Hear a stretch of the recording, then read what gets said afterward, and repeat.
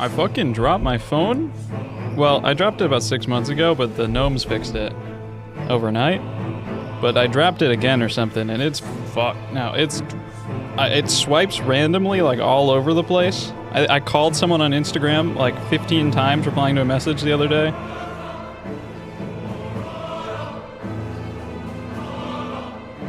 I'm just trying to post on the Instagram story so I can start the damn stream.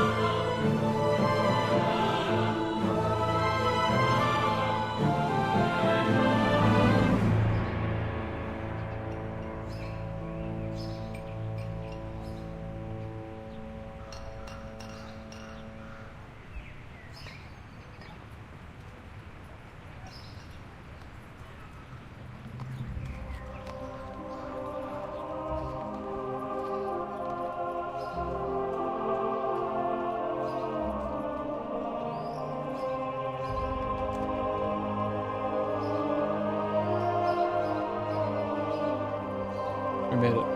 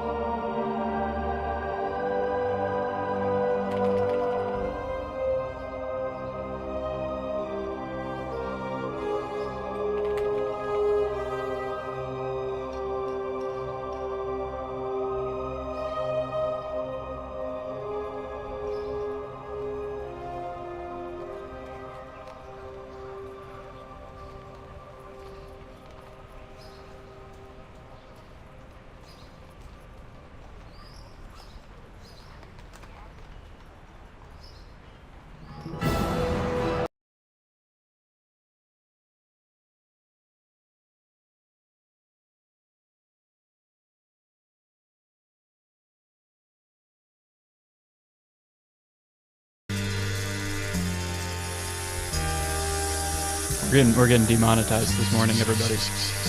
We're getting demonetized so hard.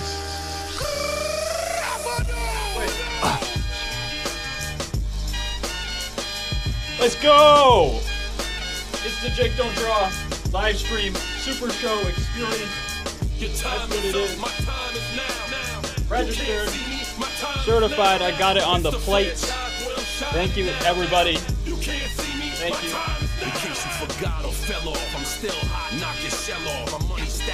Oh, let's fucking go. Thank you to Team YouTube for sending me this jacket. I forgot I filled out that form like 4 months ago. They kind of cooked. Now this is the only place in the world where I can actually wear this jacket. I cannot wear this out in public. But it is kind of fire. I can't be walking around with Jake Don't Draw on my back. They also gave me a license plate.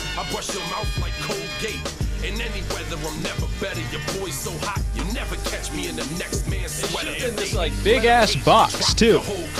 Okay? And it's I mean it's just empty now. But it's a really nice box. I don't want to throw it away, but like what do you do? I guess I'm just gonna like keep stuff in it. What do you do with a box? Yeah.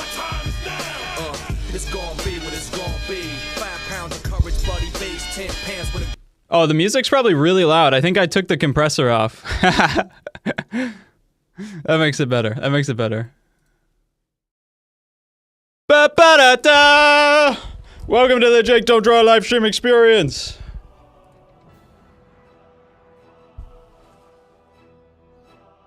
I was supposed to like fly off, but make some art. Tune in, everybody. Make some art. It would have been really cool if that jacket just went like flying off behind me. Guys, today's beverage, I told you in 2026 or 5 or whatever year it is, we're fiber maxing and we're protein maxing a little bit too. You know, I'm back at the gym. So I picked up some local swamp water with frog eggs. Very high in protein. Frog eggs are very good larval insects, probably, for protein.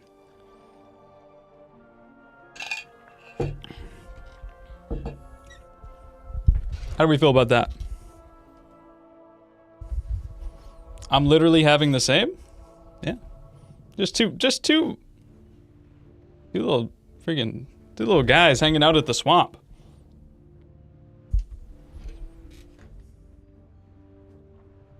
It has like a nice earthy aftertaste. Guys, it is a Jake Don't Draw critique stream on the Jake Don't Draw Super Show experience. If I need to remind you, it's a Jake Don't Draw Super Show live stream experience extravaganza. Super Show. I feel like I added Bonanza last week. There had to have been a Bonanza in here at one point.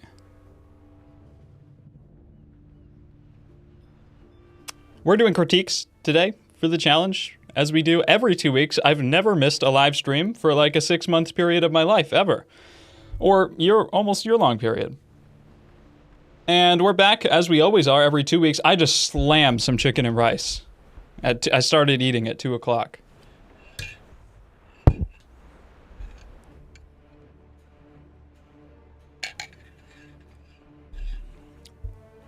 You gotta get over the taste. It's a little weird, but like you get used to it, I've heard. What's up, everyone in chat? We got Splash, we got Missy, Doll, 95, we got Gray, Dazzy, Artsy, XP Pen, Drubin. It's just XP. I thought I was getting a sponsorship for a second there. I got excited. June, Mushroom, Ostentatious, New York, Sunset, Effortlessly Talented. Today we are critiquing for the live stream. That's not it. That's not it. This is it. It's the Jake Don't Draw live stream experience with a new message from Potluckins, probably apologizing for what I'm about to show you. He did make it to the critique stream right here. Thank you. Oh, I need to have shit on this screen too. Where's my face? There we go. Hello, everybody. I actually really don't have like, I normally have like a, 2-hour-long block here that I just talk for a little while before the critique stream. I think that I really don't have that much to say this time, to be honest. I think, does anyone have any beginner thoughts out there? I'm really looking for some new thoughts. I'm kind of low on thoughts. I'm hoping someone can feed me some beginner thoughts.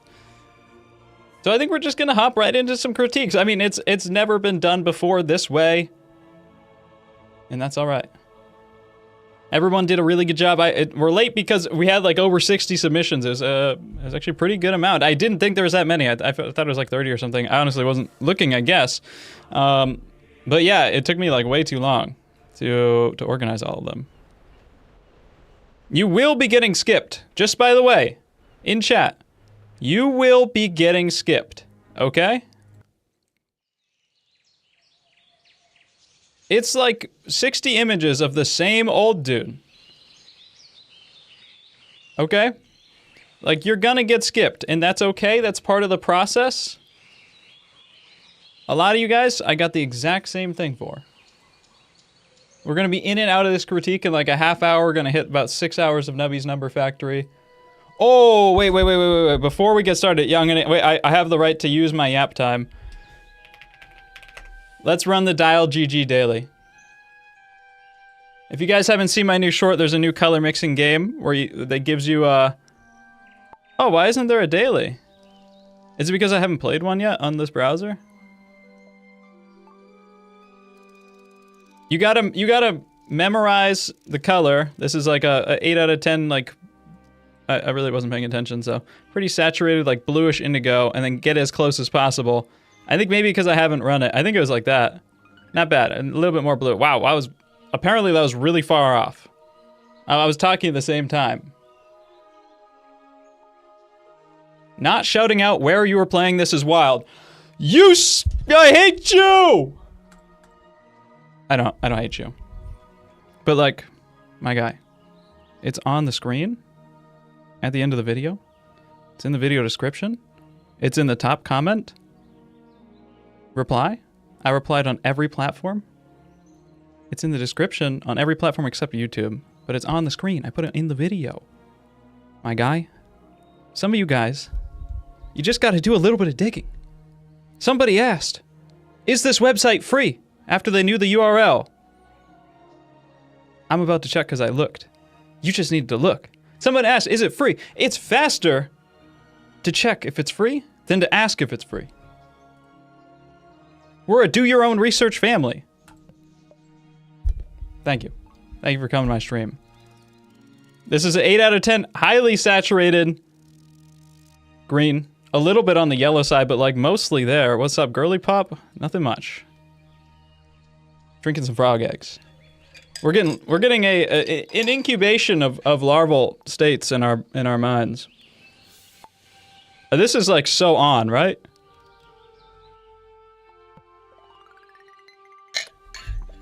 I am not that far off. They are conspiring against me. What was that? All right, this is like a 4 out of 10. It's a teal blue. It's very saturated, like 7 out of 10 saturation. It's a teal blue and like 4 out of 10. Am I just like wrong today, or is this some sort of conspiracy? I think there might be some sort of global confederation of color people, ambiguous color people. If I say anything more coded than that, we'll get someone in the Discord who starts talking about cabals and the Epstein files for like 19 out of the first 20 messages they send before I see and ban them. Most of you guys have just ruined me being able to make conspiratorial jokes.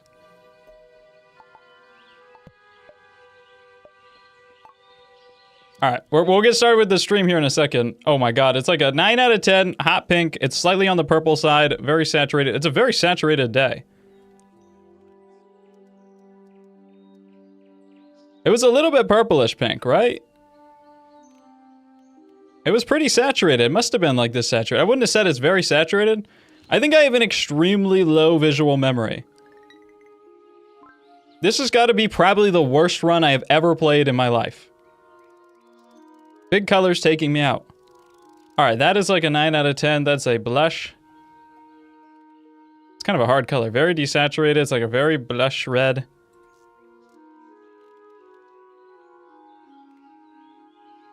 Yeah, it was right around here. Oh, this one's gonna be so on. Okay, that's pretty good. It's pretty good. I could have been a little bit... That's got to be the lowest. I don't even want to see it. I don't even want to see it. All right, everybody, let's do some critiques. I will introduce the challenge here, and we'll get nice and started. I guess I didn't do the daily. We'll do the daily another time, all right? Get these critiques out of the way so we can play Nubby's Number Factory or something, all right? I hate art. First, I'll open up the challenge thread. You guys know the deal. Every 2 weeks, we do a new challenge in my Discord. This week's challenge was to do a master copy of a painting by the artist named Giovanni Boldini. Giovanni Boldini. Okay. And Boldini was actually, like, very goated. He was an extremely good artist who was capable of a lot of different styles, actually. And he is... Like, if you just look up Boldini paintings online, you're gonna see a lot of, like... I just remembered a few seconds ago how I screamed, "I hate you" at that person in chat. They might still be here. They might have left. You'll see a lot of things online of, like, these very Sargent-esque style paintings that are, like, super flourishy, and they have weird colors, and they're very over the top. They've aged, like, not that well. They're not that pretty. Well, they're very pretty, but they're just, like, not, like, a style that is, like, very in favor right now. Kind of unlike Sargent portraits, which I think have people are really into right now, very trendy. But Boldini was, like, very academically trained, and he did a ton of different styles throughout his life. Sometimes he painted like Fortuny, sometimes he painted like a realist master, sometimes he painted like these kind of more compositional narrative scenes. And then towards the very end of his life, he was doing some more modern, kind of more experimental stuff. So the guy is, like, genuinely one of the greatest artists of all time out there, and I think he's often forgotten about because a lot of his art just isn't digitized. But Ramon Hurtado, a good friend of the show, Ramon Hurtado went and took these pictures at the museum, I think Museum d'Orsay. So we have these really nice pictures to work from, where we can actually zoom in and see the texture, see the direction of the brush strokes here, and it's just overall a really, really, really nice portrait. So great to work with. We got all sorts of great submissions here in the critique thread. We will be doing a new challenge starting tomorrow. It's probably going to be boss fight challenge, all right? You're going to design an original character, okay? That will compete. Not really compete. You're going to design an original character that is like a boss in a game or something. And it can be in any style you want. Just come up with like a 2-sentence description. It can be cute, it can be Dark Soulsy, it can be whatever, and make a concept design sketch on that.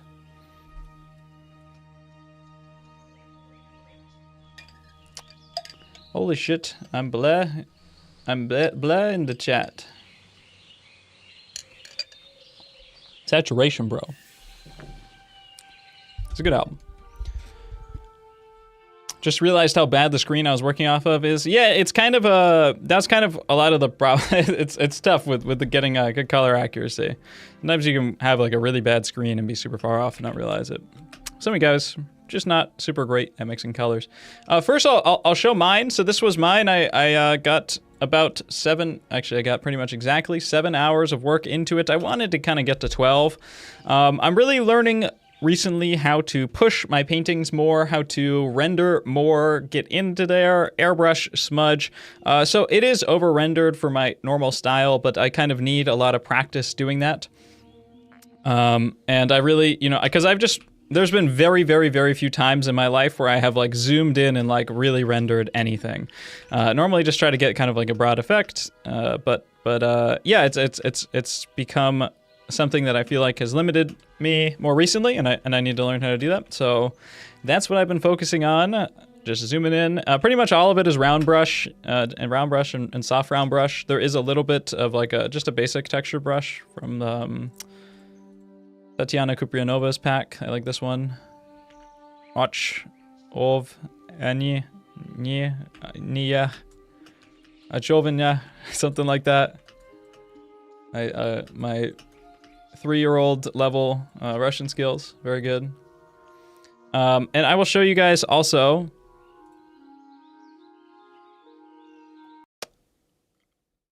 I will show you also the time-lapse sketch and talk about my process, because I think that's going to be pretty important here. I'm looking for. I need some hype. I need some like freaking music. I wish I could do some of these mixes, but if they're not from a game, then I'm just gonna get copy striked, which is kind of annoying.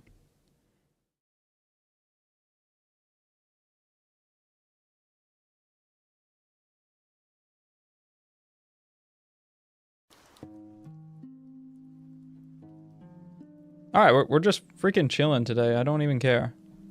Oh, dude, I wish I could hit the 30 Studio Ghibli jazz songs. It would be so fire. All right, let me show you guys the time lapse for this, and I'll explain my process a little bit, because that's going to be pretty relevant, I think.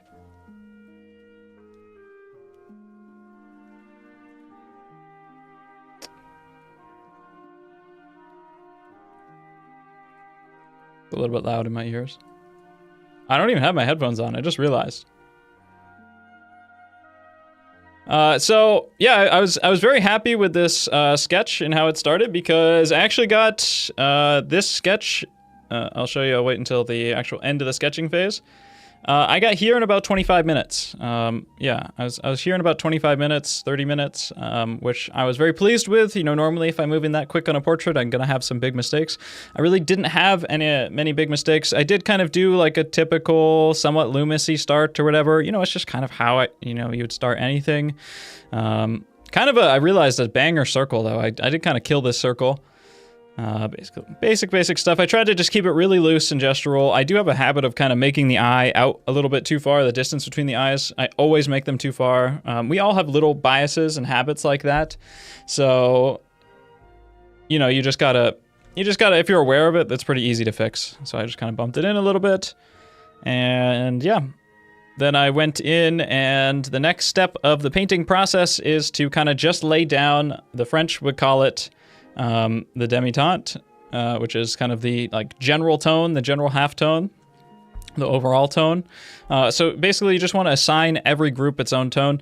Normally, in traditional painting, this process that I did here is very traditional, but the only thing that I didn't do is I did use a couple layers, and I did just put in the whole background. I just filled it with dark because it's such a defining feature of this portrait that it is dark. You know, we really need to, in order to get context for our values, in order to get context for what these values actually are, we really should probably set this whole background as something very close to black, so that way we can base our guesses off of something. So then I went ahead with laying in the general tone for the skin, which is pretty much always the next step or so. So I scrubbed in what I thought was a general tone for the skin. You know, again, when I'm making this decision, I'm like, okay, this background is very dark. It's very close to black. You know, it's probably like 5 out of 10, and it's very blue, especially in areas like this. It's quite blue. Really feels like a strong, like ultramarine blue or something. Now, for the skin, I'm looking at that and I'm comparing, you know, obviously nothing on the skin really feels like white. Some of this stuff might be close to white. You know, it's hard to tell too because every photo is going to have different exposure settings and stuff like that. But, you know, it doesn't feel like any part of this is strikingly blown out white. And I'd say in general, if I were to just kind of squint my eyes and think of an average tone for all the skin put together without all of these little changes and stuff in here, that's what I'm thinking of next. And I would say it's probably about like 7.5 out of 10. And it's kind of warm brown, warm orangey brown, but not super saturated, you know, probably reasonably saturated. So we can go into my portrait here, you know, and check. I set it as, yeah, like a warm orangey brown, not super saturated, but a little bit, with 8 out of 10 value. So I'd say that was a good kind of initial guess there. You know, and then when you get into these shots, like the skin is very dark in here, but this is because it's a, oh, whoops, I went to the wrong screen. When you get into this shot, it's very dark in here, and the exposure on this shot is very low. So I would probably try to take the overall tones more from this shot, and then kind of like, you know, specific color and brush notes from this shot. But those are decisions you have to take, or make rather. And then, you know, again, establishing out those big groups for the rest of the portrait. One thing I do want to note, looking at this though, is if we get in close to here, you know, I'll talk a little bit more about like painting technique, especially around this time in the 19th century. But, you know, I've talked about it to ad nauseum on stream before. The general technique was not to, you know, lay down like a grisaille or anything like that. At first, it was to basically paint pretty directly, to try to get the right colors as accurately as possible on the page as soon as possible. Some people really didn't do a whole lot of underpainting at all. They would just go right in. Most people probably did that towards the end of the century. But a lot of people, especially people who trained more towards the middle of the century, I think Boldini's, he lived for a long time, but I think he's a little bit older. And some people, just by preference, like to mass in all of their shadows with kind of burnt umber or just a saturated brown earth tone. And that's because it dries very quickly too, and it's just easy to work with, just to fill in all your shadows, unify them together. And that's very clear that was what was done in this. We can see kind of those shadow notes coming through all of here. All of everywhere that was dark has kind of a little bit of a warm underglow under it. Now, that wouldn't have been put over all of the skin because you're going to cover it up, so why would you? And it would have been put in very loosely. You know, we can see how scrubby these marks, you know, the tone is not perfectly consistent under here. It's just kind of like, it's just this, right? Like, that's exactly what I did. I probably could have gone even a little bit warmer with this, but that's kind of the general process and technique, right? So I laid in all the shadows, and then I looked at my first estimates for things, and I asked myself, are those estimates right? You know, like, is this hair that I chose, this kind of initial hair, is that the right value for this massive hair? And I looked again, especially compared to the back, and I realized, oh, actually the hair, even though I perceive it in my mind as gray, is much closer to this dark background than it is the skin. So I did end up, you know, here toning down all of the hair. So now that I have like kind of a good general, now that I have like a good general set of base cones, now I can start to work more specifically into them. You know, obviously we have this like really strong really strong gray area here on the chin. That's pretty contrasting. You know, if I squint my eyes, it still fits in reasonably well with the overall value group, but I wanted to get that in there next. Basically just putting things in as they feel most important. You know, I'm also putting in black on the face and the mustache and stuff in areas that I see black, right? Like, that's one thing that I'm always going to have to see again and again and again, or say again and again and again, is that if you see something that's black, you don't have to do some sort of complicated mixing process with 10 different pigments. If you see something that's black, just put it in as black. There's no problem with that, and there's tons of black in any portrait, right? Like this is black. You know, it has some of that brown under it, but it's black. You know, it's fine. It's fine to put in black into these areas. It doesn't affect anything. Or you can mix the black with something to give it a little bit of saturation, right? You know, and then from there, we just start to mass in kind of those bigger groups, right? We have a light source that's clearly hitting the top right corners of the face in here. I'll talk about the construction and stuff in the future. But clearly we have some like shadow roll off, some darkening as we roll around this, I guess it's his right side, stage left side of the face, right? So clearly we're getting darker as we move around, and we have some shadows that need to get put in. So that's what we're doing here. We're just kind of separating out. Okay, we got lights in here, kind of this big strip of light. We got a little bit of shadow on the sides. I'm probably overshooting it a bit here, but that's okay. It's going to happen. Kind of just getting those big groups. And pretty ugly stage, too. You got to just kind of be okay with that. You know, it's probably overshooting pretty much everything right now, but that's going to happen. That's a very normal part of the process. And I'm going to 2x the rest of this, probably. Just so that I can get to your guys' crits, but I think it's important to establish this. How long you been growing your mustache? You know, people ask me questions about my mustache and stuff. I've never oiled or like done the roller thing or anything like that. I haven't I've never really done much for my mustache at all. It just, one day I was like, I wonder if I can do this because my mustache hair grows in much faster than like my beard or anything. And I did it as like a joke because I was just starting to be a content creator. It wasn't, I mean, a joke, but I wasn't working a job, so I didn't care if I looked like an idiot.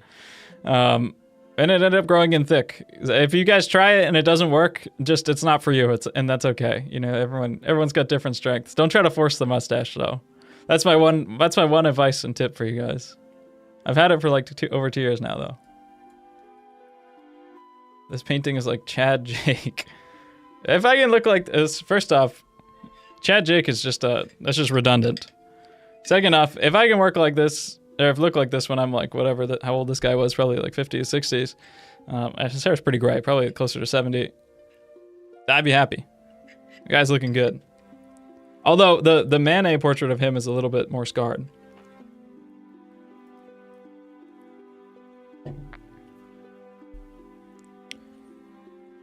Yeah. So from there, just make it work. One thing that I do want to point out with you guys as we get into these crits here is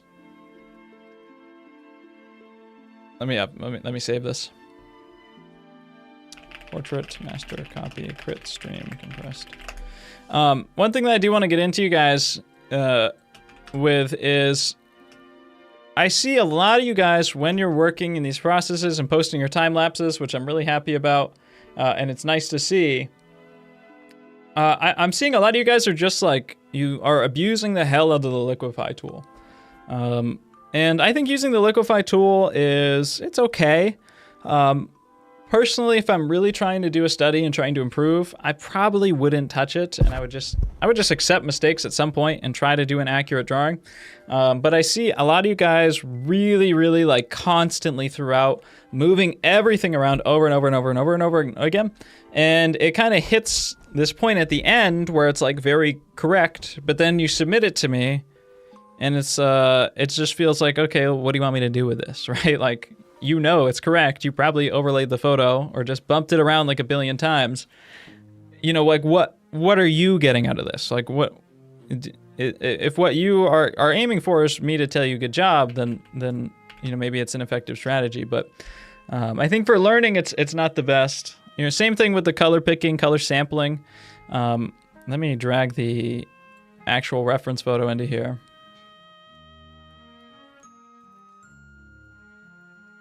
Master copy. You know, I'd rather see incorrect colors. I'd rather see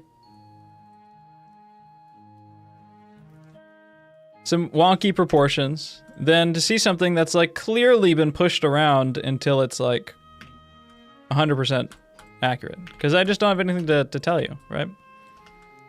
I'm trying a new thing to make this like not lag so much, so we'll see how it goes. I'm gonna just lock that. I exported all the images on like this giant like 8,000 by 6,000 file as just one PNG, and so there's no layers or anything. I just flattened it as one PNG. I think all of the files inside of there just lag the fuck out of Photoshop. Lag the frick out of Photoshop. Apologies for the language. So let's get started here.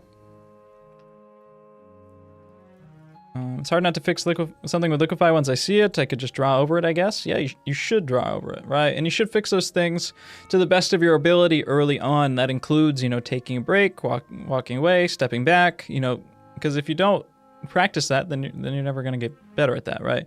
So anything that we practice is what we get better at. So if you just practice like liquefying and picking colors and stuff like that, then you get better at that. Which, you know, ideally we would want to be able to do, you know, wean ourselves off of that.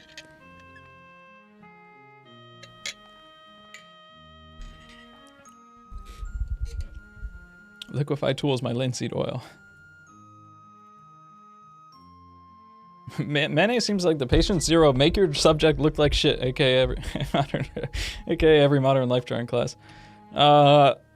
Being a life model in a like beginner's university life drawing class has got to be incredibly humbling, because it's not that they get it wrong, which of course they do, and that's fine, but they will take like whatever is kind of characteristic about you and like push it to the absolute maximum, to like absurdity on accident in the worst, most poorly designed way possible. So they will target unintentionally your biggest insecurity and they will make it like insane. So it's got to be humbling. It's got to be humbling.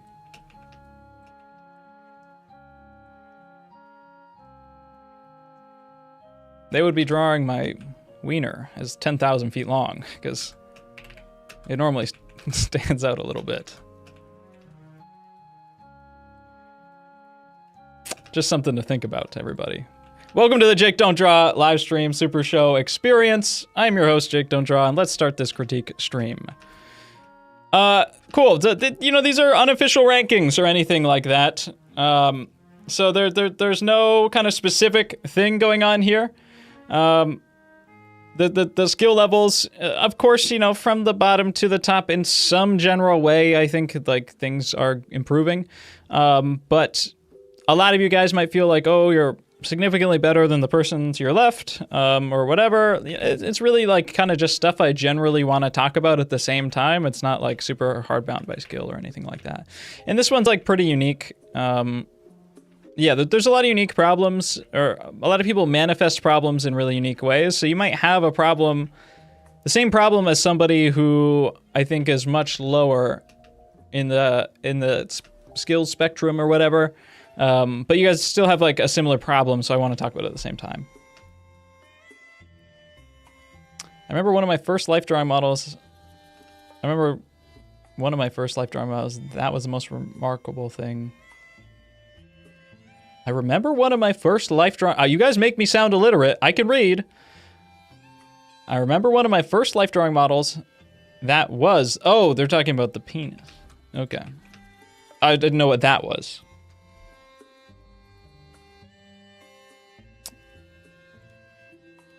All right. Let's hop into these. Critiques. Let's jump right into it. What's up, Ace fam? Let's jump right into it. Okay. So I think with like kind of this first group of people, I just generally want to talk about like drawing proportions and like how we approach head drawing in general. I think I see kind of a bunch of very similar things going on to a lot of different varying degrees in here. That could just be fixed through a little bit of conceptualization about how we approach this stuff. Oh, I can't move. I can't move individual ones, so you're locked in. You're locked in. So before we start any drawing, I want to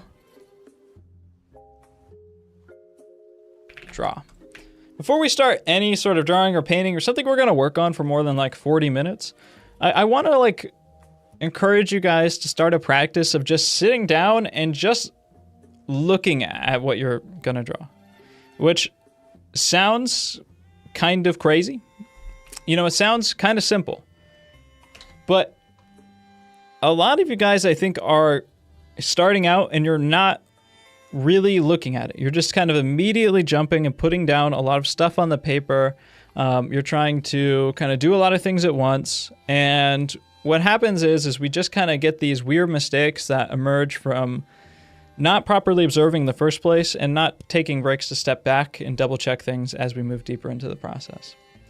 So what is the action or the character or like the main ideas of this portrait, right? Like that's the big idea that we want to work on here. Let me do this. Select, border. This is like a huge canvas, right? Yeah, whatever.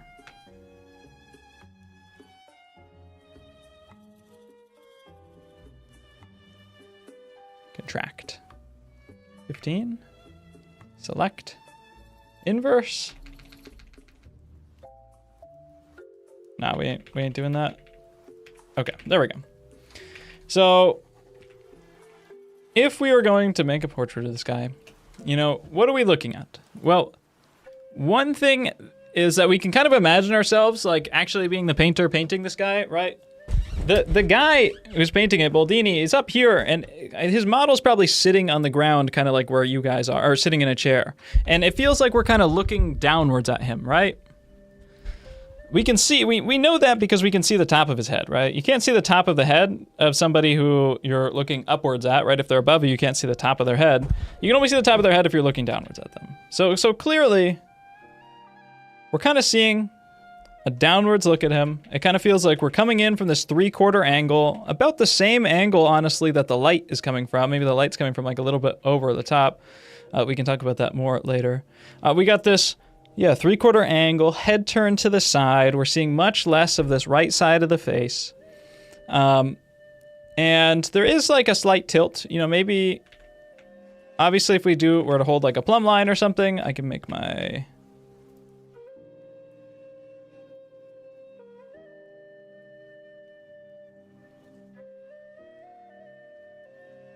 Like if we were to hold like a plumb line up but like this, we can clearly see that the head is tilted at an angle. So we have a slight tilt to the right. You know, maybe even he's kind of looking upwards a little bit too, right? And that means that the lines across the face are moving like this, right? So we get kind of this feeling of there's this motion kind of carrying and pulling inwards and like kind of pushing outwards. So these are some big ideas that we're looking at. How'd he get so high? The guy's probably just sitting on like a lower stool and he's just standing next to him. If somebody's sitting down, you're gonna be looking down at this at this angle pretty normally, unless you're like super, super short, but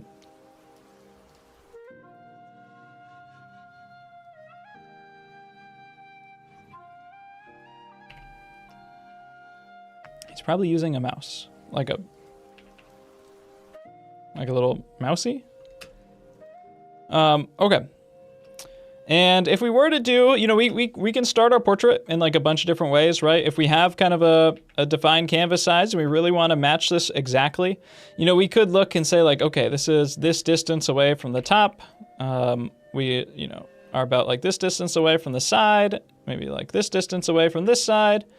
If you want to start your portrait this way, this is you know, this is fine, especially for those of you who are like more on the beginner end of the spectrum and haven't like practiced, you know, accuracy measurements and stuff. I think that that's not a bad bet, is to try to like close stuff in a little bit more like a barg plate or something. Kind of this, imagining this shoulder comes up from, I think that chin's gonna move up. You know, and I wouldn't stick too much to this as any sort of like hard doctrine and how you like need to approach it, but just to get like the general shapes and proportions on the page. That way you have like a good starting point, right? So in that case,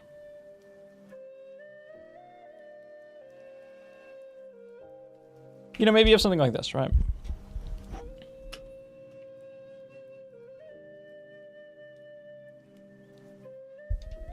And if you want to approach it with a little bit more construction, which is how I approached it, and I like to approach things this way, I think it's a little bit more conducive as a skill.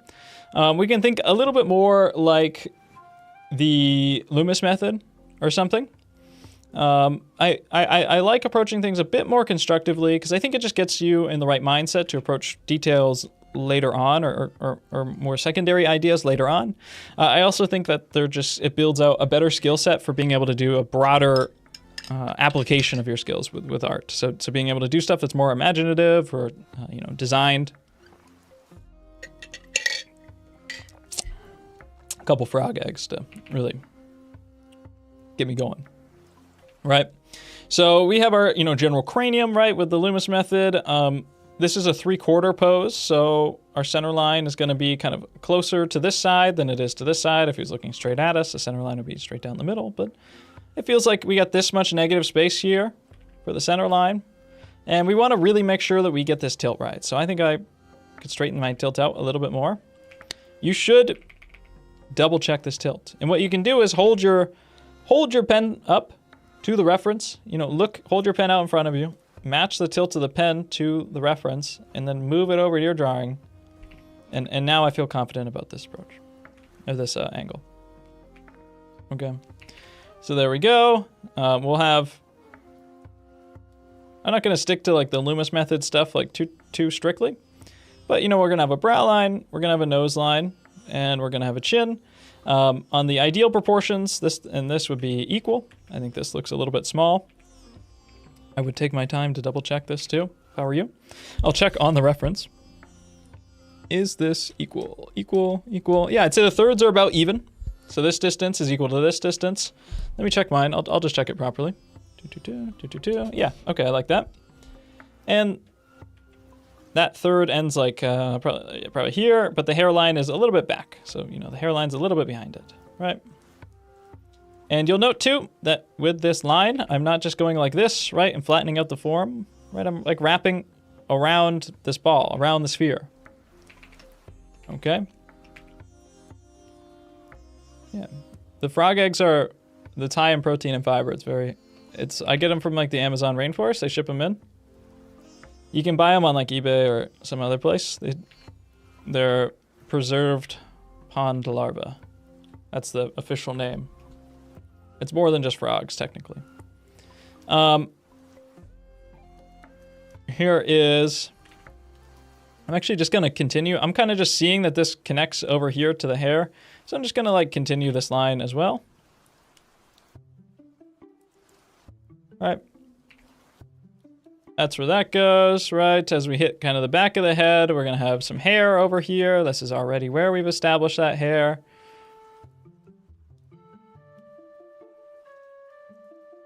Right, going in here.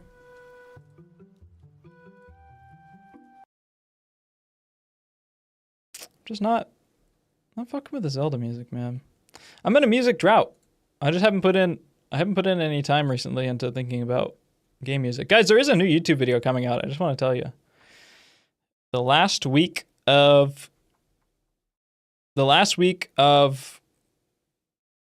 day of the first week of March. March 7th, pretty much, is probably when it's going to come out. Okay. A little commentary video about misinformation on the art social medias.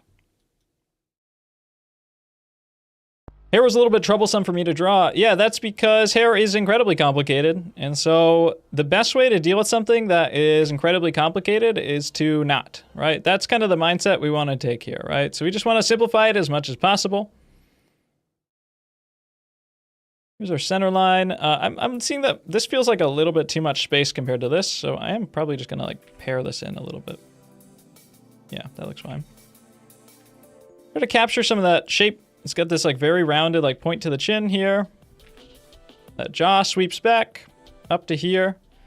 Just guessing, but guessing it's an educated guess. Looking at the angle from the nose and the brow back to the back of the ear, right? This is kind of a general way that we want to start this stuff.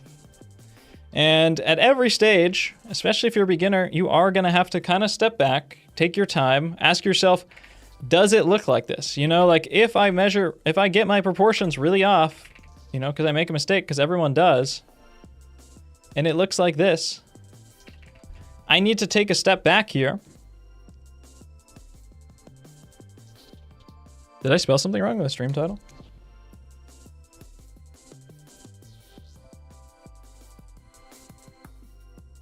What is the misspelling? I don't think I spelled something wrong. Whatever. What did I spell wrong? You need to take a step back. I'm getting stun locked. And look. Does that guy have that big of a brow? Things get... Oh, okay. Things get... I'm getting baited by chat. Things get really kind of exaggerated sometimes. And the mistakes become smaller as we push further into the process. And it's harder to see stuff like that. But we need to be able to like vet out a lot of big mistakes, a lot of big, simple shape ideas, right? A lot of this stuff too can be cleaned up by checking a plumb line. And so what's particularly really difficult about this guy's face, and this is a really nice thing that you can do, look at the farthest edge of his face, right? This brow, and look at a straight up and down plumb line. Okay? You see how the cheekbone doesn't come out really any further than that. Neither does the chin or the jaw, right? And the actual inside of the center line is pretty far inwards, right? So I'm gonna go look at a bunch of your guys here. Let's see if I did that. Yeah, I'd say that mine is pretty much correct. And I'm gonna go look at a bunch of your guys here. And we'll draw that. And I think what we're gonna see is we're coming out a little bit too hard here. This is okay. This one's not too bad, actually. This one's not too far off. It looks like maybe you did check that. I also want to look above it too. Kind of comes up and then over, right? For this one, up and over. It's not too bad. Okay, move on. Right, we can look at this one and we can see that there's a pretty big gap here. Pretty big gap here. So what would immediately make this drawing feel better is just to close that gap out a little bit, right?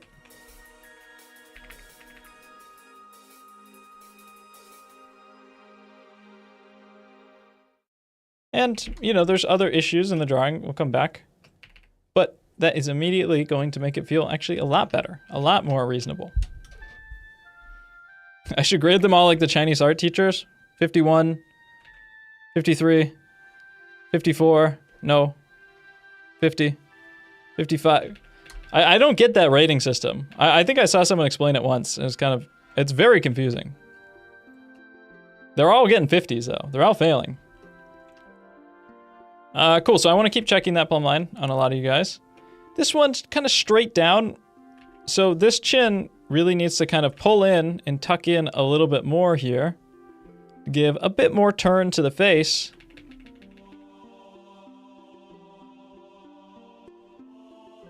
You know, a little bit like we're kind of just turning in a bit more here. Right, and same thing with like 1/3, 2/3, 3/3, and then like the hairline should be like here, right? So just pulling this stuff forward a little bit. Let's can I drag it? Here's what I'll do. I'll just duplicate it. Right. And it's going to start to make stuff feel a little bit better. I'm not going to fix a lot of these with just one single proportional adjustment, but I just want to keep kind of checking some of that big stuff, right? If we pulled in this chin a little bit more, made sure that this brow was the furthest point out, it would help a lot. This stuff looks good. 50. Same with this one. You know, a lot of that looks okay on here. Yeah, let's take a look at this one. I'm gonna lasso select it out. That's what I'll do.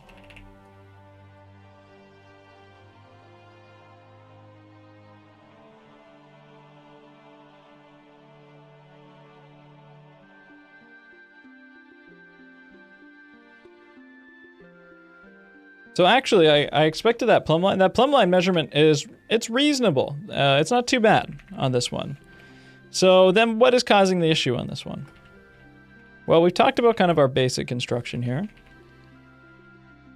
But one thing I think that could help this is we have this chin, right where our chin is.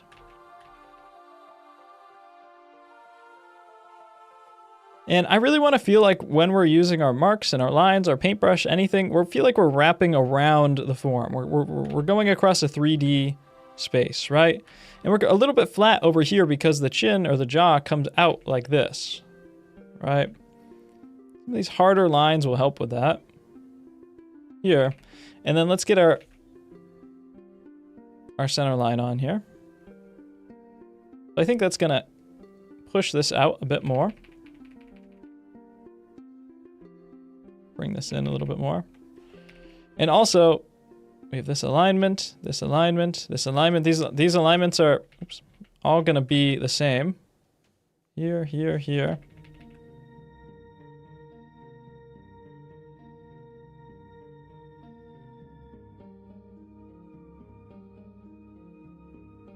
Here, here, here. This third, and this third should be about the same.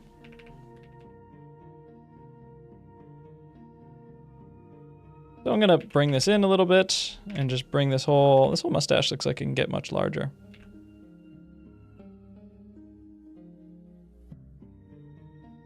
Push the size of the stash a little bit.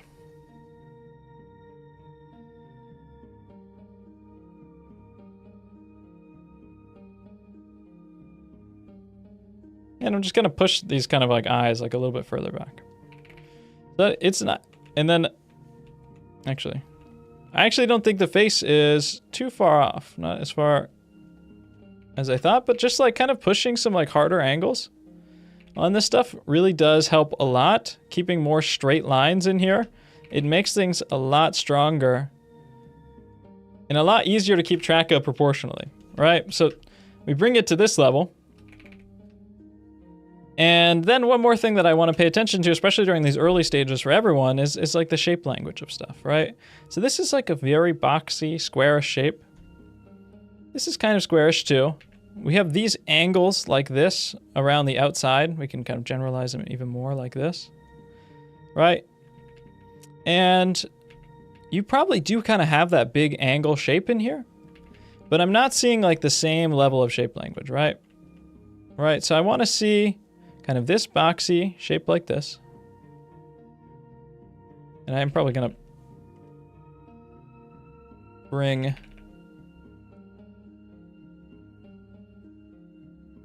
this in a little bit. All right, so you kind of get that boxy shape in there. But I want to see this like little, oh, the cutout's over here. I want to see this like little cutout in there. It does make a big difference. I want to see this kind of duck in here and have this really strong change right in here. I want to see this angle too, where this is kind of coming into the back of the head.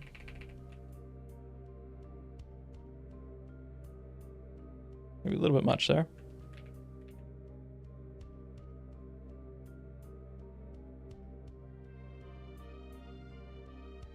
I'll leave it a little bit light. I won't fix the values here. So a little bit more specific on some of these angles. It goes a long way. Same thing too, where like I noticed that there was this rhythm on this guy while working on mine when doing the drawing stage, that if you carry this hairline over, and you bring it in, you know, across the face like a shield, like these should line up, basically. You know, this lines up with this.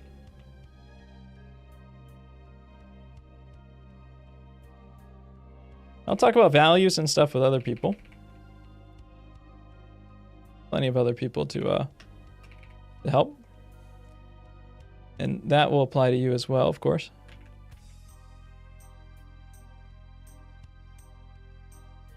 Slightly more specific shape language.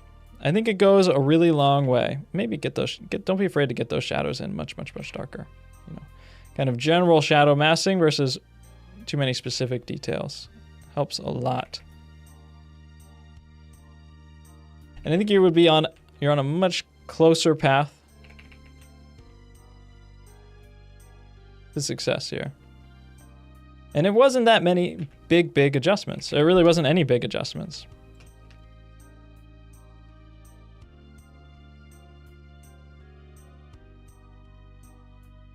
I know that there's always going to be stuff that you see that I'm not pointing it out. Most of the time, I see it too. But I can't point out everything at once. So it's a lot of that shape language stuff. This is like a good value contender. You're a value person. I might come back to you in a second. You know, same with this, right? Where I want to just make sure that you guys are spending the time to like set up your drawing. Because like if you set up the drawing, or if you don't set up your drawing well, essentially, and if you don't get kind of those big proportions right, you're not looking at the negative space in between the end of the jaw and this like brow area of the face, this kind of shield or visor section. If you don't spend the time to do that, like you can push into the colors all you want, but you're kind of building on top of a shaky base, right? And your drawing doesn't have to be 1,000,000% perfect because none of you are capable of that. I make mistakes in my drawing still and I push, but it does have to be kind of a general level of accuracy that it is close enough that those sort of corrections will improve later on. And some of you guys I think are pushing past that stage before the time is right. And it takes a little bit of patience and it's tough to do it. You know, and like I said, you should always kind of do things that are more kind of reachy things that you want to do in the future. But you should really focus, I think, at this stage where a lot of you guys are at, like 90% of your time, 85% of your time on drawing. I know my name. I know what my name is. Now I see everything I got wrong, but the fatigue during the process of analyzing is so big, does it get better eventually? Yeah, essentially. You know, in a massive way. That's really just like what all this is. It is incredibly fatiguing to manage all of these ideas at the same time, and you just can't do it. So there's a few ways that we can combat that, but first off, it's just going to happen because it happens to me too. It happens to everyone. But as you get better, you begin to not just get better mentally at handling all the things and more skilled at it, but also getting better. A large component of getting better is kind of having processes or ways of approaching systems, of approaching things that allow your brain to be less occupied with them, right? So a lot of the kind of beginner, intermediate struggle, like the higher end of beginner moving into intermediate struggle, I think is like, you do understand how to get angles and stuff. You do understand kind of what measurements are and how to get basic measurements, but you're trying to do so much at once that it's incredibly fatiguing that you still can't keep track of it, right? Because you don't have some sort of way of approaching things that just makes things easier, some sort of big to small method. And approaching things from kind of a broader way, it allows you to just get more accurate proportions, right?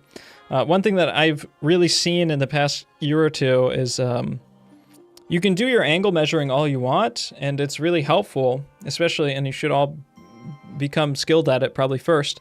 But as you get better, you'll realize that like you can't match angles and proportions and measurements so closely that you'll just like keep narrowing it down until it's perfect every time. You can, but incredibly slow and fatiguing, and it's just not fun. And sometimes you just mess stuff up anyways, and you don't know where it doesn't feel good. And so the solution to that isn't just to like keep grinding and getting better at angles. It's to get better actually at seeing these large characteristic shapes, right? Like kind of what does this guy feel like? What are his kind of essential elements? What are the ideas of like shape language that he represents? And then you can measure the accuracy of those big shapes much easier and much more clearly. And you also have a component of your brain that can relate those shapes to each other. And so you offload a lot of that mental work. So it's a two-part answer, but yes, the fatigue does get a lot better. And also, you develop more systems to fix and approach things, right? And that's why critique is important, because a lot of times you just don't see it until you see it. You're like a good value contender too, actually. And this one, the construction is a little bit better. Let me, what do I want to grab? Let me grab one of you. Yeah, let's do one more like this.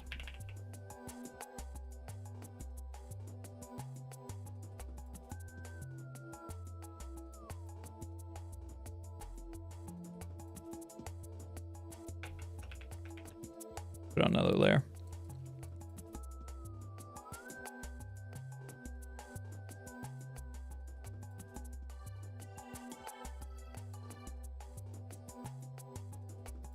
It takes a long, long time to get good at proportions. I think if you're really, trying, it takes, you can make incredible improvements in like, months or years or in a month or a year or whatever. But I think it really takes 2 years, like no matter what, before a lot of the ideas kind of start to click for most people. You can get really good results way before that. But in like a way that it actually is making sense in your brain, I think it takes about 2 years. That's about how long it took me. Okay, cool. So it's those angle matching ideas, right? I think you have 1/3 of the face, 2/3 of the face. Let me grab a darker thing here. Center line, like this plumb line looks pretty good. I'd like to see a lot of you guys, some of you guys are a little bit too curvy. Like there's just a few too many lines. You probably know who you are. That just kind of run into each other. And it's not really a good idea when we're setting up and getting proportions to have like long curvy lines. Because basically if I have a line that's like this and I tell you to recreate it, I'll try to make it over here at a different scale. Like it's really hard to just kind of like pull it and get it exactly right. But if I look at it and I go, okay, first we have like this, and then we kind of got this, and the angle between these two is like this, so that means like this is about this long, and then kind of like come in like this and this and this and then this. Like this is like way more accurate to this than this is, right? So pulling long flowing lines, it doesn't show form very well, and it also doesn't capture accuracy very well. So it's one thing that we want to try to avoid, and we really want to practice squaring stuff up actually at the beginning. It's going to make things a lot more manageable for us. So squaring up, and pulling back alongside the jaw. Probably went a little bit tight there. Alongside the jaw. There's a very clear angle here. It's kind of like a long C curve, right? Proco says CSI. C curves, right? S curves. And I curves, or just a straight line.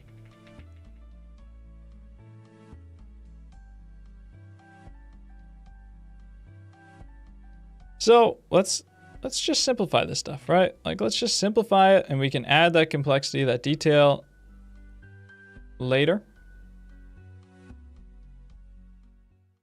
That's what I want to see, and I really want to make sure that we're getting the angles across things right. So this looks okay.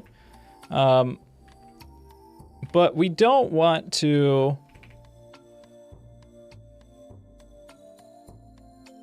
draw. Actually, one more tip before I say this. Also, look at how lines go across things and connect with other things, right? So if I keep carrying the brow line over, we basically hit the top of the ear, right? So let's keep carrying the brow line over. It's about right for the top of the ear here. Keep carrying the nose line over like this. It looks like you kind of forced that in, but in actuality, his ear is just like a little bit smaller. You know, which maybe you've heard before, like, oh, the nose and the ear is between the brow and the nose, which is true, but it depends on the tilt of the head, and also some people just got small ears, right? So what I also want to avoid too, you know, kind of going hand in hand with this, is at the beginning we're trying to break things down and make them simple, make them approachable for ourselves. What we want to do is not draw the features, not draw stuff that we see super obviously. We kind of just want to have like basic ideas. So I wouldn't put in this like fold of the nose like this. I also would really avoid putting in almond eyes like this. These are kind of like symbols that are what eyes kind of look like to us in our minds, but they're actually really not. Like this symbol really doesn't actually bear that much in common with the actual shape of the eye here, because there's a lot going on here. And if we generalize it like this, we kind of just lose almost everything, and it flattens it out a lot, and we don't have like a good path for moving towards something that is more specific, right? So that's what we want to prevent. So instead of that, I recommend blocking things in just with like a basic axes and marking out where the sides of them are, right? So we know that there's one eyeball distance in between the eyeballs. This head's like a little bit tilted, so it'll probably be a bit more than an eyeball distance. So or it'll be a bit, one eyeball would be more than the next eyeball distance over. So, you know, there's going to be one eyeball in here, one eyeball in here. We're going to have, you know, a brow line that looks like this, right? Same thing with like the nose. We're going to have that nose come out of here. I know that it, you know, it might seem a little analytical, but really we have to set ourselves up for success if we want to be able to push further, right?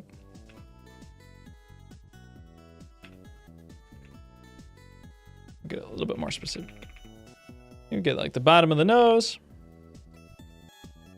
I could even kind of just draw an imaginary line that connects the center middle of the nose, like a center line like this. If I wanted to, I could get a little bit more specific, but the nose shapes are pretty complicated in here, so it's really not something that I want to address. So just make sure I get the angle right like this. You know, and if I want to mark it kind of like this, then that's fine. Just kind of setting that width. Now when I look at this too, actually, like, it's really easy for me to see that this feels really long, right? This distance feels really long on this because I've kind of freed up some mental energy. I genuinely was not thinking that before.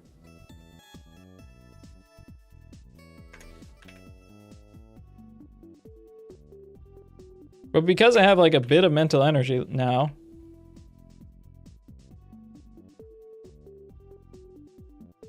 I feel like that's going to be much more proportional. And if I were to fix the, you know, the shape of the back of the hair like I showed on the other guy, I think that we would be in a much better ballpark. Too, I'm just looking at the angle. Remember to compare things to your vertical axes all the time. Think about, you know, hold your pencil straight up at something and think about, okay, straight up and down. Oh, this neck is actually curving in like this. And that actually gives a lot of like dynamicism to the pose. Is this like really strong axis like that.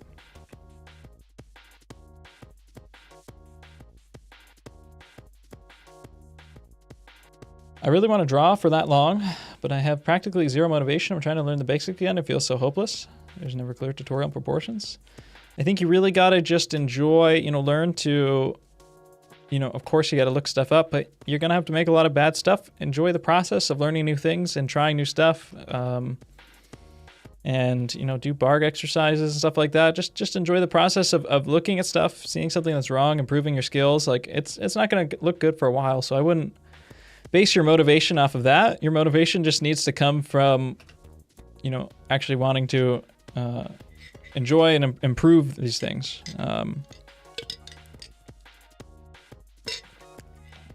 And make sure you do, serious study time too, not just like 20, 30 minutes of sketching here and then, oh, it looks awful, I'm gonna give up. Well, you didn't give yourself enough time. Did you really set yourself up in a space where you can relax your mind and just focus on drawing? Did you set yourself up in a space where there's not a ton of stuff going on? Are you drawing in your math notebook, in study hall? Or are you, in a space where you can focus, put a reference on like a, screen in front of you that's not like a little phone screen? You have a sketchbook, you don't need expensive supplies, but, where you're in the right mindset. I think a lot of people kind of set themselves up. They do a couple doodles. They're like, oh, nothing's coming to me. This sucks. Like, I hate drawing. I'm bad at it. And then they go and they look for some tutorials and they say, give me some beginner thoughts, please. I need beginner thoughts. Please help me start thinking. No, you know how to think, right?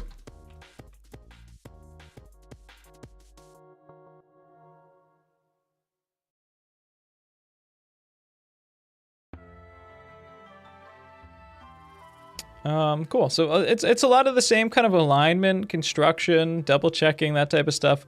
Here, same, keep your center line a little bit straighter, keep your center line a little bit straighter, check those proportions, those plumb lines, keep things really straight and consistent without getting too, caught up in the contours of things. Building out those construction stuff, you can look at my portrait drawing video. I'd also go back and also, if a lot of you guys didn't participate in the fantasy drawing, go back and look at the fantasy drawing stream. I talk a lot about head construction in that one too. It's the same stuff, and that was kind of the point of that whole challenge, right? It's the same for pretty much all of these, kind of some big shape ideas, big construction that we're just kind of getting sucked into. Maybe I'll do one more.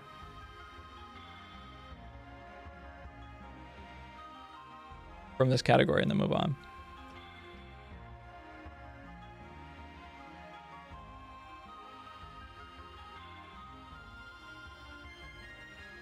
This one's kind of interesting. I think this one's interesting.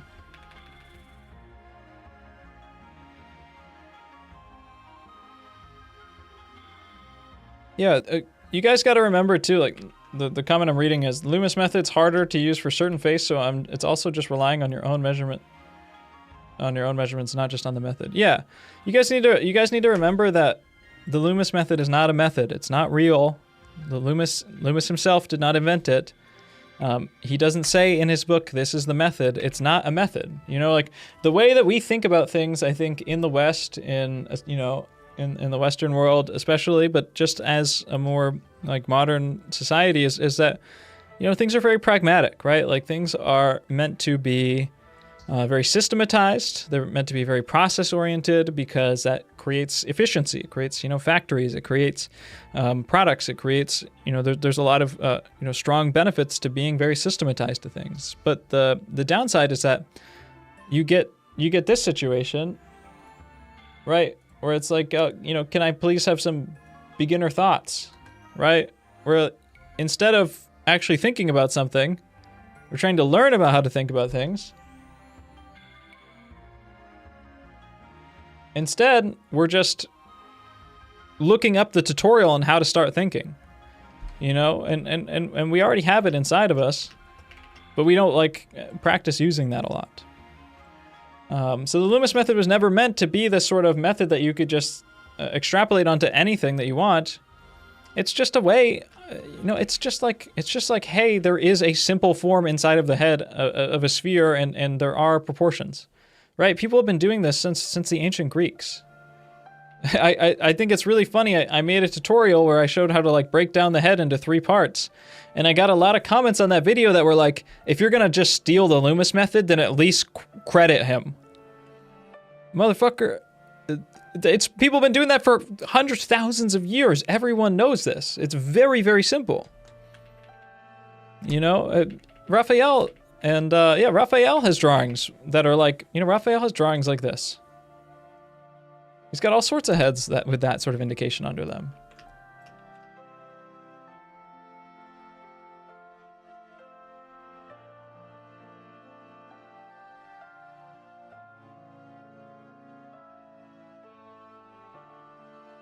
And if people actually read the book, if people actually read the stuff too, instead of consume TikTok tutorials, then they would understand that, but they don't, right? They just go and look for more beginner thoughts. But can I improve my small sessions, or should I give up? No, you shouldn't give up. I'm a med student, and the day have like 24 hours only. No, but you should. It's just about being intentional with the time that you have. You know, you can have 20 minutes, but you know, if you're trying to improve, you're gonna have to think about what you want to work on. You're gonna have to consume. You have to intake some new information, whether it's like watching a video, watching a tutorial, looking through a book, and you're gonna have to apply that information. You know, you can do that for 20 minutes a day and still improve. You know, or maybe 1 or 2 days a week, you spend a little bit of time, you know, an hour or two. That's probably, I think, it doesn't matter which way you do it.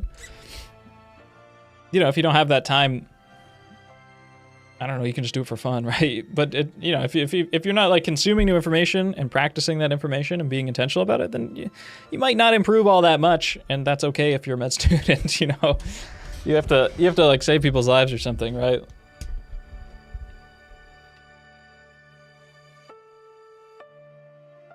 How do you undo a mistake with oil paint? You scrape. You scrape it, or you paint on top of it. As long as you're not using too much oil paint layers very, very easily.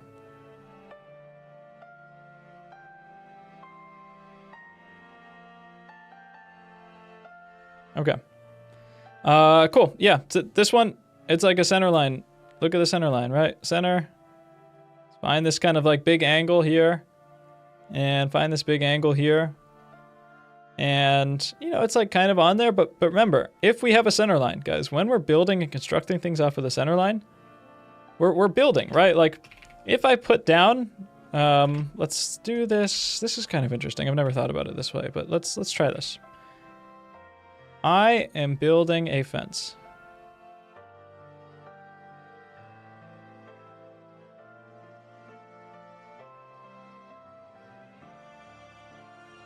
Okay, I'm building this fence. Here's my plank of wood. This is my central beam. And then I'm going to take another plank of wood.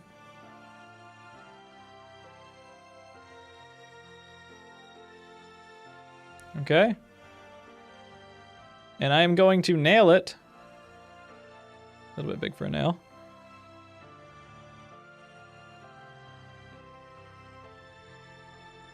To this post. If I want, you know, these sides to be the same, then I'm going to have, you know, basically equal distance on either side. I'm going to nail it in the middle, right? And the face is symmetrical.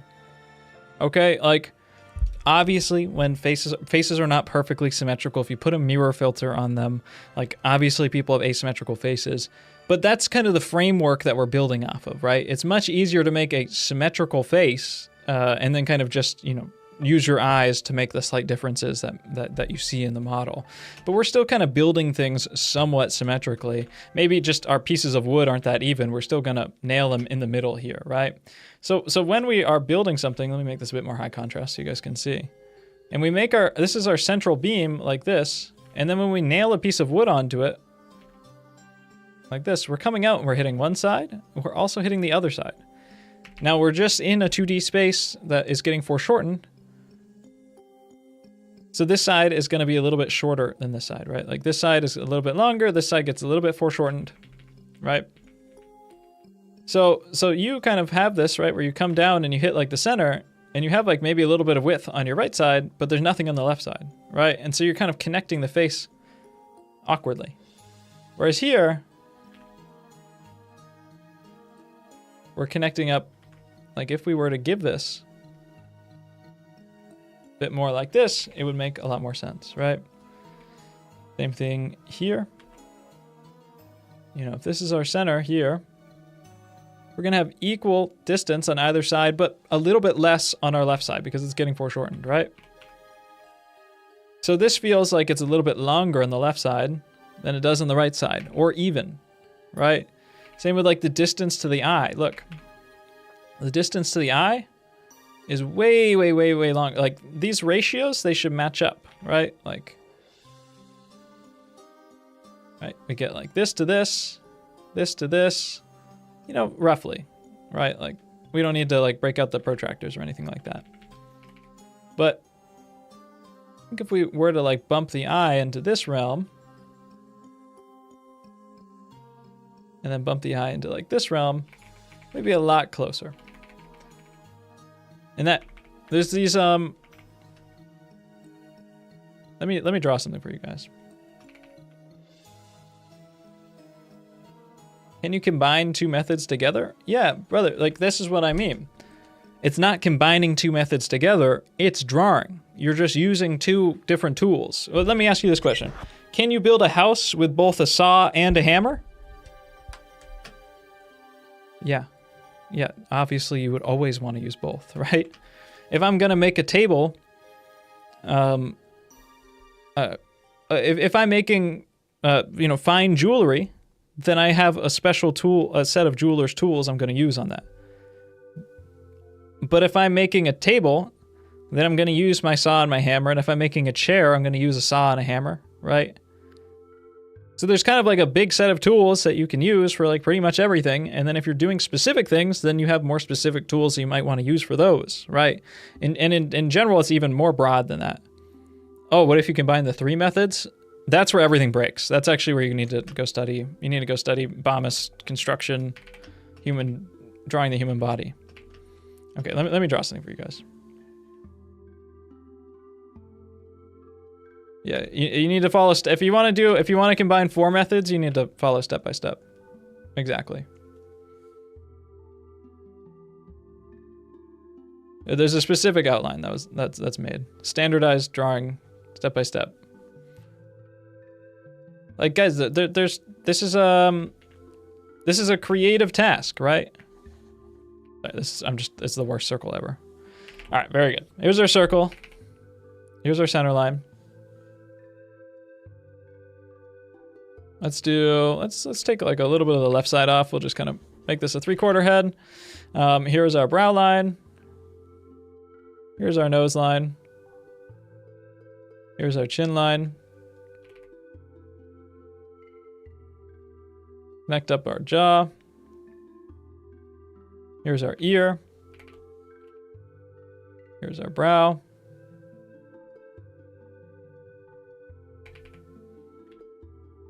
Connect the side of the face. All right. Here's our eye socket coming across here. Here's our center shape for our for our glabella, and then here's our nose. I've explained this. I talked about this in the fantasy portrait live stream. If you're confused, okay. So I definitely recommend take a deeper look into that. Let's give it a little bit more oomph, and there we go. Okay, so here's our head, right, in 3/4. Now, if we want to make this a more realistic person, right, like we want to look for certain landmarks. And there's a whole bunch of different places that we can look for, right? One, I'll make these in blue. I'm going to kind of set the center of the face, right? So we'll have like the center of the nose. We'll have like the two sides of the chin. A little bit more width to that. Two sides of the nose here. Right. This will come up and we'll have like the ball of the nose. Said that right. I'm actually going to just plug this like right up to the top of the head too. Or the top of the brow. We'll kind of set like the center of the brow here as well. All right. I'm going to stretch this out to the forehead. All right. And then we'll like kind of curve back to the top of the head. And we're going to think of each of these as like a little pin. Kind of like a butterfly or whatever you got in like biology. And then there's some, I don't remember. I'm kind of just, Will Weston does a nice demonstration of this. I'm kind of just making it up how I see things. I haven't watched that demonstration in years. And then I'll set some like landmarks that kind of denote like the turning of the face, right? So we have the tops of the cheekbones here, right? I'll even put the bottoms of the cheekbones in, right? These are our zygomatic bones, our cheekbones here. I'm gonna connect them up to the side of the face here, the side of the jaw too, right? And maybe I'm gonna convert these. I'm gonna convert these ones to red.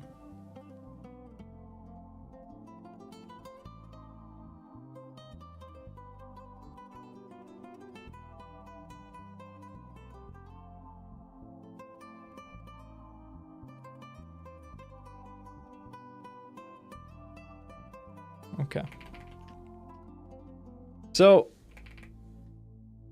let me go overlay mode, overlay.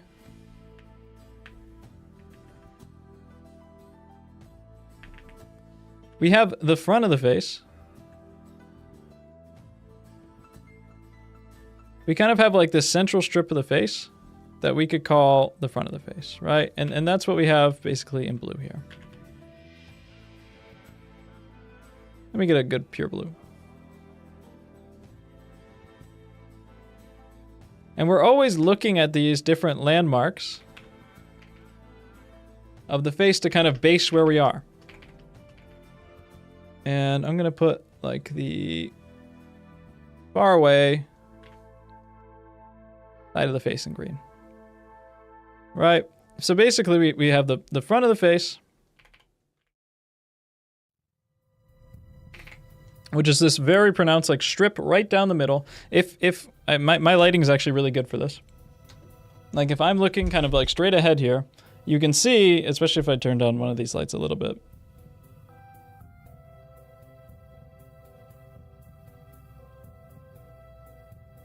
You can see that like we have, this is the brightest side of my face. And then we have a central strip right down the middle. And then over here is like a little bit darker. Right? So like we have this very clear front of the face, right? And then everything starts to kind of slant off to the side. And then we hit the actual side of the face here on these landmarks. And then we go kind of straight back to that.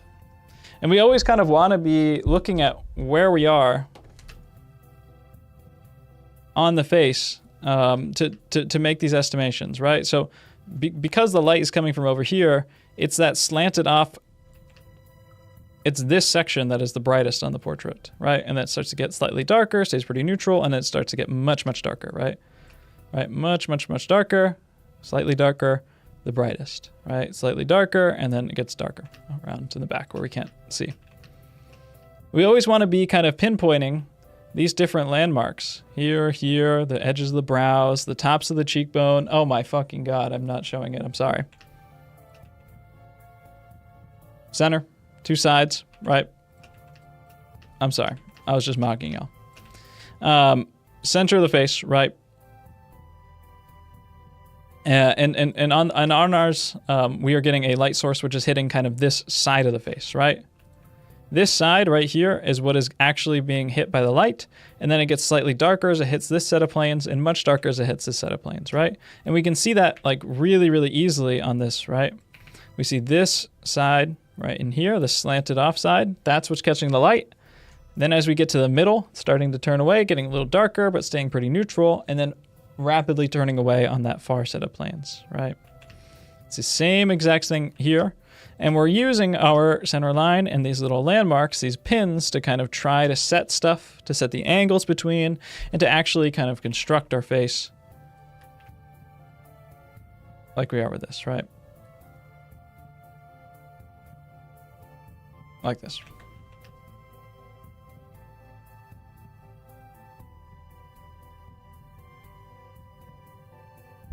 Still Mog, despite the negative canthal tilt. And that's basically what I'm seeing for pretty much all of you, is just some like big proportional errors that you want to take a step back for, that you want to have a few more strategies to kind of lock in the basic shapes and to lock in the like the center line, to double check that stuff, to build out and construct these ideas.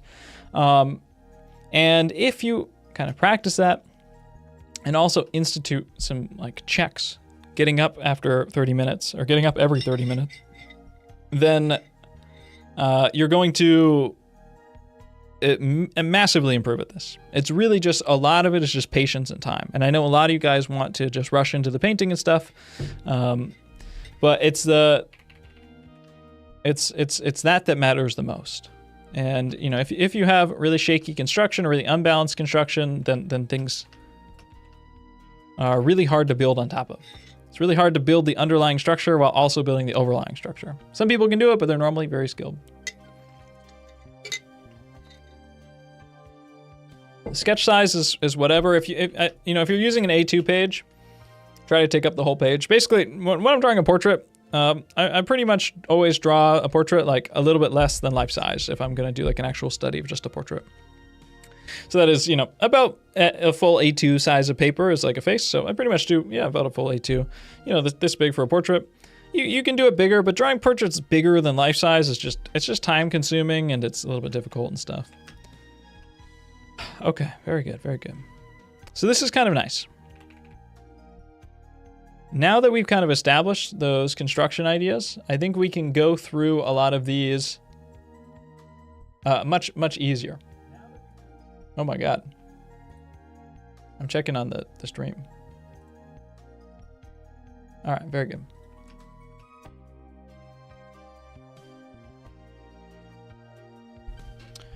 Okay.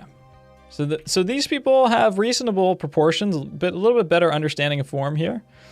Still, of course, mistakes, and that's totally fine. But I think that there's some like value issues in almost all of these to varying degrees. I'm going to start with this one. When we back up from this one and we take kind of a big look at it, one thing that we see is that all of this like intricate hatching and stuff that you did is extremely even. And once we get back here, it pretty much doesn't really read all that differently from... It pretty much just looks like an even coat or tone over the whole page. And so the role the values are supposed to do is to kind of group and separate things from each other.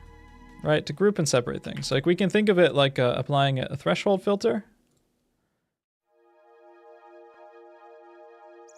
Right, so where do we want to like set our differentiation between the lights and the darks? And that kind of big shape read or that big differentiation is going to really drive, this is probably like the big differentiation, like how our brain reads something. This is the big mover for how our brain wants to read something. Basically. This is what our brain sees at like a distance. So if you see a friend who's walking, 50 feet, 60 feet away from you, down the road, a lot of times, most of the times, you're still going to recognize that's my friend. Like I know that person. But you're not seeing them based off of their like acne on their skin or anything like that. You're recognizing them based off of like kind of their overall big shape ideas, and maybe kind of how, as they get a little bit closer, if the light is hitting them a certain way, that light and shadow casting is giving a bit more information. But you don't notice somebody based off of like the texture of their skin or like any small details until you're like really, really close to somebody. So that it kind of sets a hierarchy of how we want to think about these ideas. And I think that your shading here isn't serving that job. It's not differentiating. I can put a... Actually, I can just ungroup this, right? So at the same level, we don't get like a strong differentiation between the light and the dark, like a little bit here. But as we push that more, things aren't like grouping together very cleanly. Like as you can see, like some of these have a slightly stronger light-dark relationship. Or, as we progress further down here, all these have different like value keys and stuff. We can see how like a lot of these have like really, really, really clear read. Like these are almost like all feel like identical to each other, right? And if we look at some of the relationships up here, they don't make quite as much sense, right?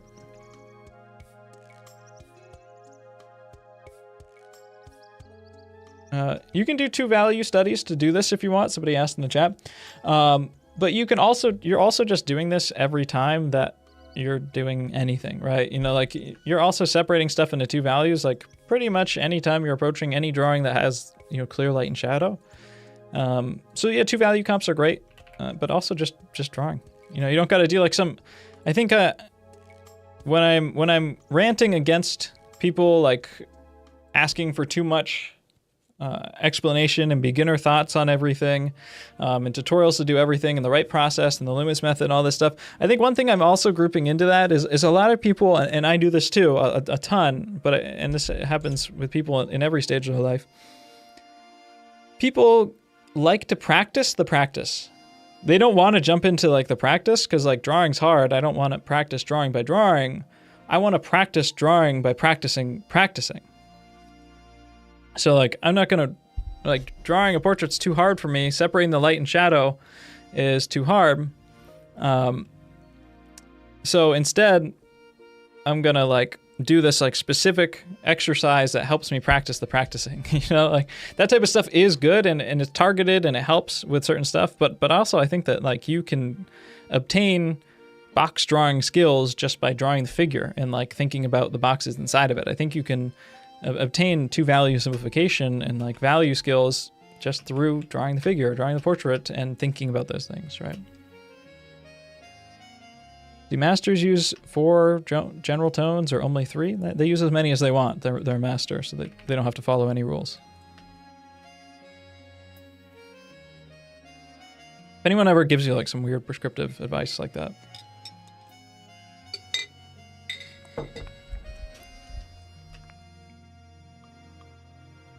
I gotta close and reopen. You mark it on your bingo card. Okay, cool. So what I want to see with stuff like this is just like why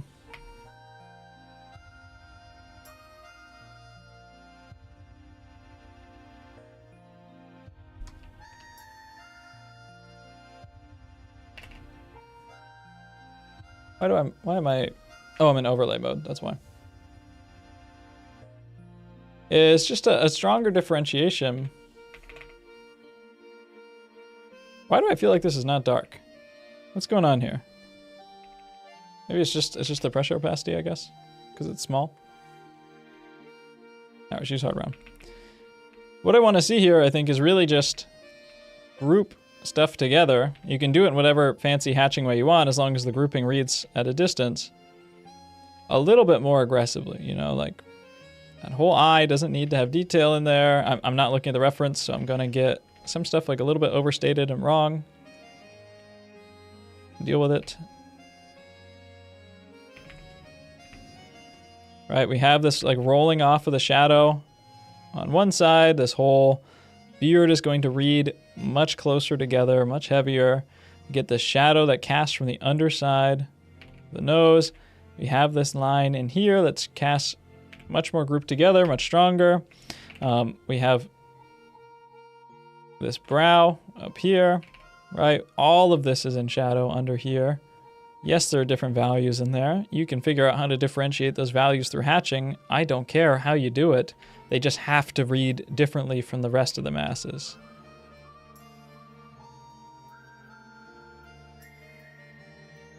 Right? Same with under here, same with under here. Same with like all of this is like a dark mass first before it can become all that texture. It needs to be conceptualized that way. Right? And then we have to have a much stronger distinction between that and our lights. You know, so we have our light masses.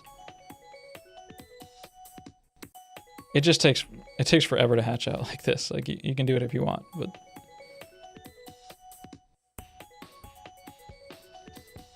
you know, same with like the hair too, right? Like there is a relative contrast between things in light. This is one of like the hardest things in drawing to understand, is that there is something called relative contrast. And that means that,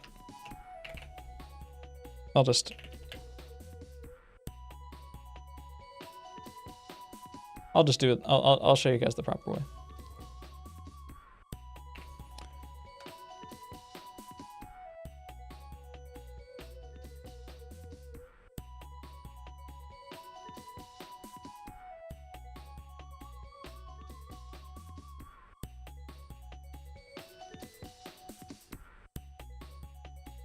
And we'll do a little neutral cube. This cube is flat. I just filled it in completely flat. But I guarantee that you guys are looking at this cube and saying this edge is darker, right? Because that's what I'm thinking. And this edge looks lighter. This is a flat cube. There is no value difference in it. But because we are putting it against different backgrounds, our brains automatically adjust the contrast for us, right? Now this edge is shaded. It's not changing in any way. You know, it just looks darker over here and lighter over here. And right here, it feels like it's being shaded. You know, our eyes adjust to what is around things.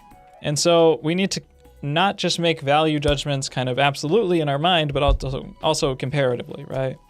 And so you can change the values on something to be basically whatever you want. But what you need to maintain really in order to have a sense of logic is the distance between those groups, right? So there is a lot of distance. There is a lot of distance between the flesh tone here. Right, this flesh tone, which is a 7 out of 10, sure. And this shadow into here, right? That is contrast, and that creates the feeling of form. That creates the feeling of three-dimensionality.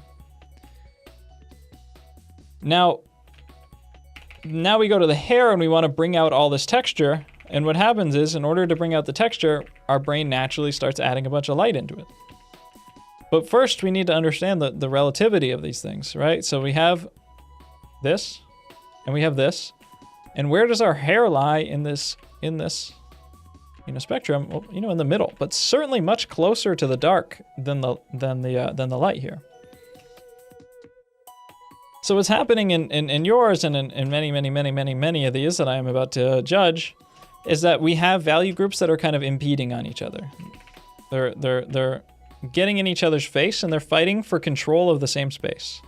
And it basically hurts the whole image, right? So you have hair that is the same as your skin, right? In yours, everything is fighting with everything, right? Actually, like the contrast is the most in the hair. And so we need to have a way. I don't know how to do this with ink.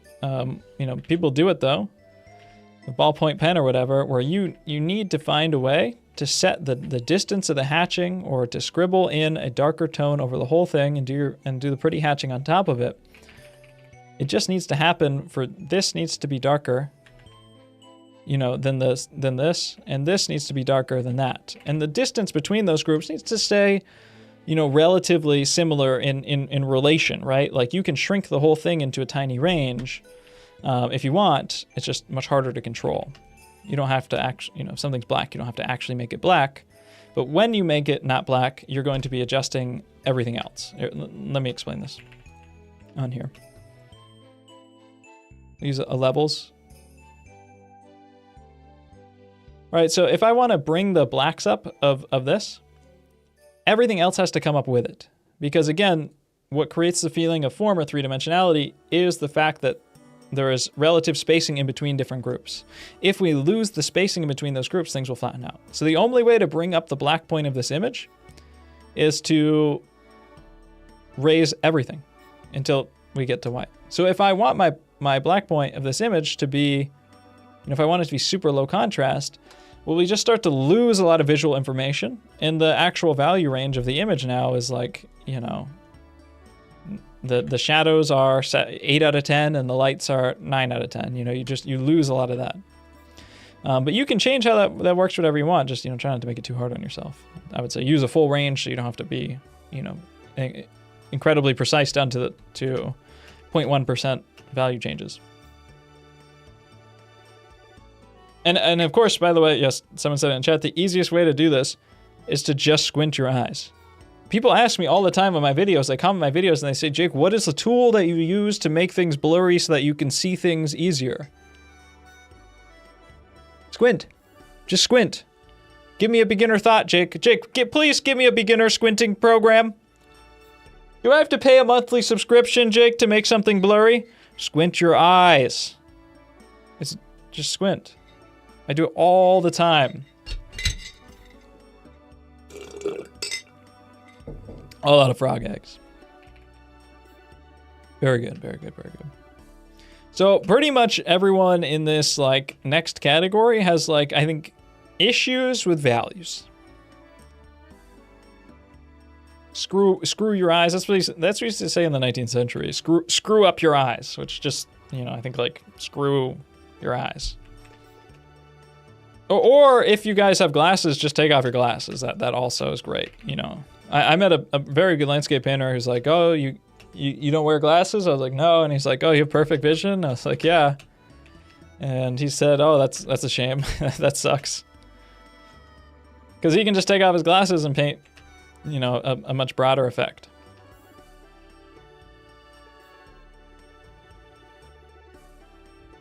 Okay. Everyone in this category has big issues with value. So let's kind of hone in on that. You know, the relative values on these two aren't too bad. They're much more in place, right? You're suffering from a lot of the same issues as over here. You're suffering from, actually, this one has a unique issue, so I will talk about it very briefly. Who knows what very briefly means in my world, but...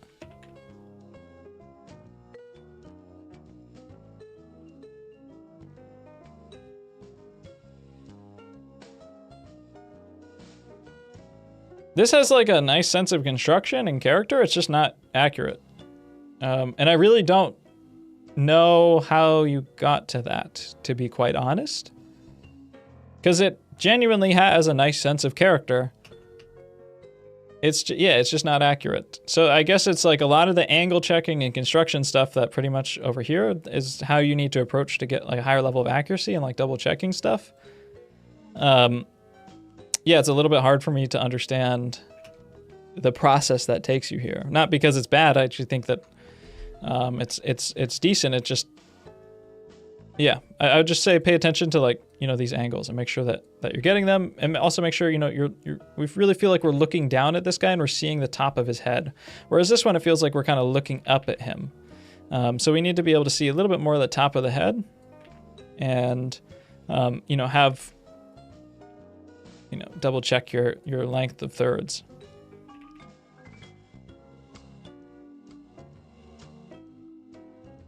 Sometimes people work in a way that is just, and I like that drawing. I actually think it does something better than, you know, it hits the character better than like 90% of you here.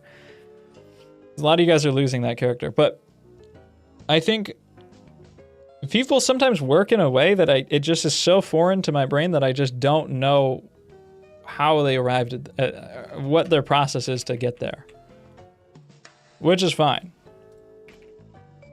Okay, cool.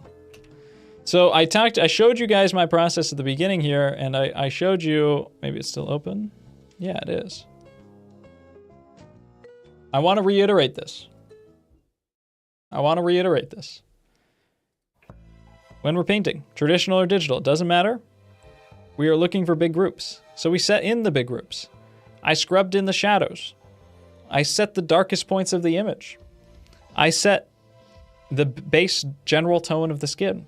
I did not get distracted here and start doing all of the reds and blues and yellows and ochres and grays in the skin here. I just set a broad, simple tone. That way it was easy and simple for me, because I know even traditionally I could very easily paint over this with correct tones, right? So that is the process. And also I set a tone for the skin, for the hair, and I checked it after a few more tones and things went in relatively. Here's that word again, relatively. I checked it against some other things and I went, wait a second, I missed. And then I fixed it. I brought it down a little bit closer to what it was. This tone is still too light, I think. I think I ended up making this darker and darker and darker and darker. So it's a process of like kind of laying down your general tones and then checking to see if you miss, right? And there is going to be a stage where you're overstated. I was overstated here, you know, and in here. The darks are too dark, the lights are probably reasonable, but just like a little bit too much contrast. You have to unify and bring things together and work to model things on a smaller scale as time goes on, more specifically, right?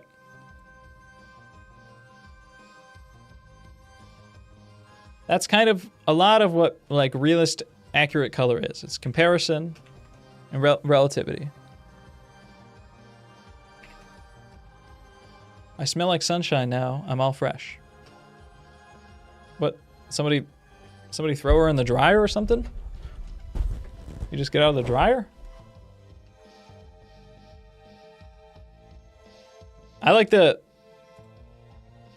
implication there is that you did not. You smelled like night before. You smelled like the bubonic plague.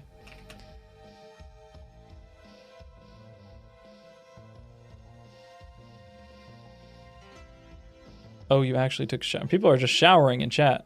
Can we stop communal showering in chat and maybe like spend a little bit of time drawing? Okay.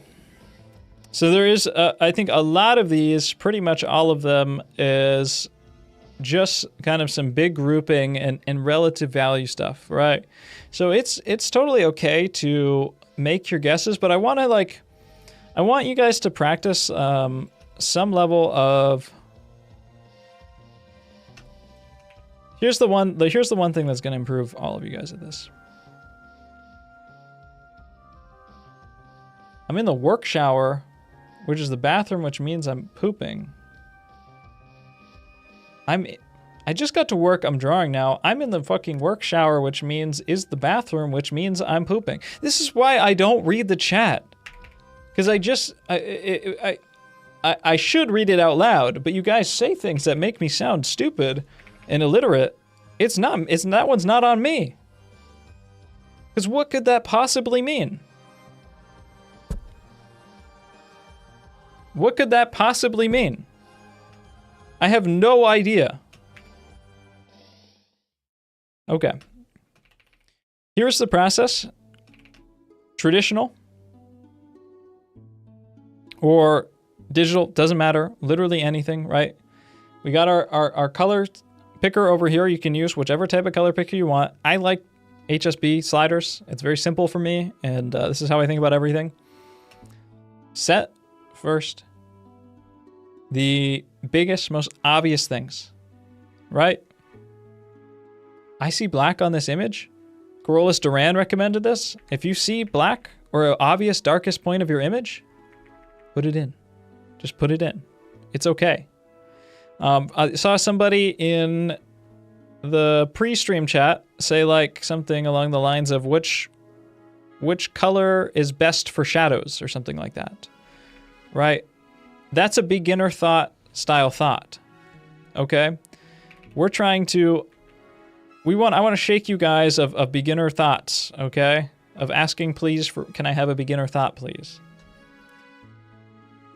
You are looking for someone to tell you the process for getting shadows, right? Or a prescription for what shadows are. But a shadow can be anything.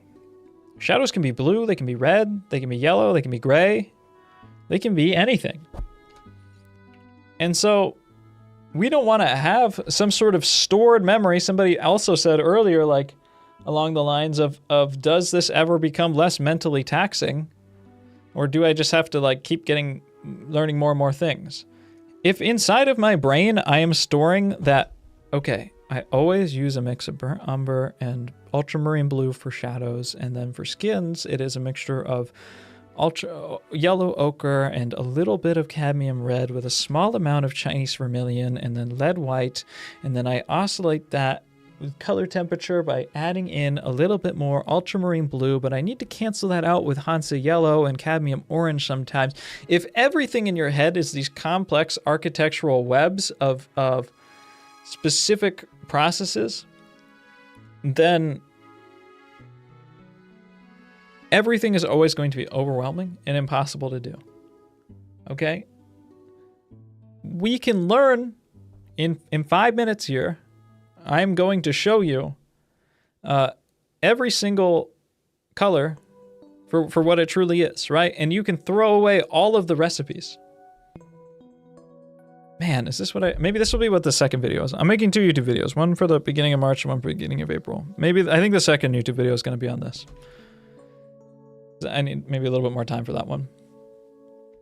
Okay, 5 minutes in quotation marks. We want to get rid of all the recipes for things. That way we can just have an understanding of something and just draw from the understanding every time. It's much easier. Golden Age of Illustration video one. It takes so long to fucking edit those videos. It takes so long to edit those videos, and they perform so much worse. So it has to be something that it's like 9 hours of work to make one of those versus, you know, and they do 10 times worse than making a tip video. But it'll come. We'll figure it out. If I keep doing them, more people will like them. Probably. Not sure. So we have 3 components of color, right? We want to match this color. Okay, we have 3 components of color. The components of color are hue,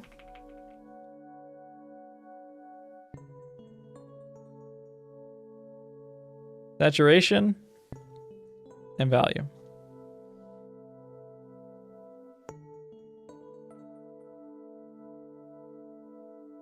Isn't shadow? No, you're still somebody said, there's a good question. We're getting them all out right now. Someone said, isn't shadow more about value than color? That's like half of a beginner thought, please, type thought. Okay. Nothing is about anything. Okay? All we need to do is just look at it and analyze it. All right, and learn about it. And we can store things that we learn in our brain.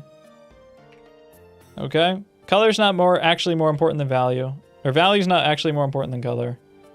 It's all complicated once you get out there, okay? But we can fix that by having processes, right? So we have hue, saturation, and value. Hue is the local color of something, right? The sky is blue. Grass is green. The sun is yellow. And fire is red. That is hue. Okay? Saturation is how gray or something is. How much gray is mixed into something. Okay? And value is how light or how dark something is, right?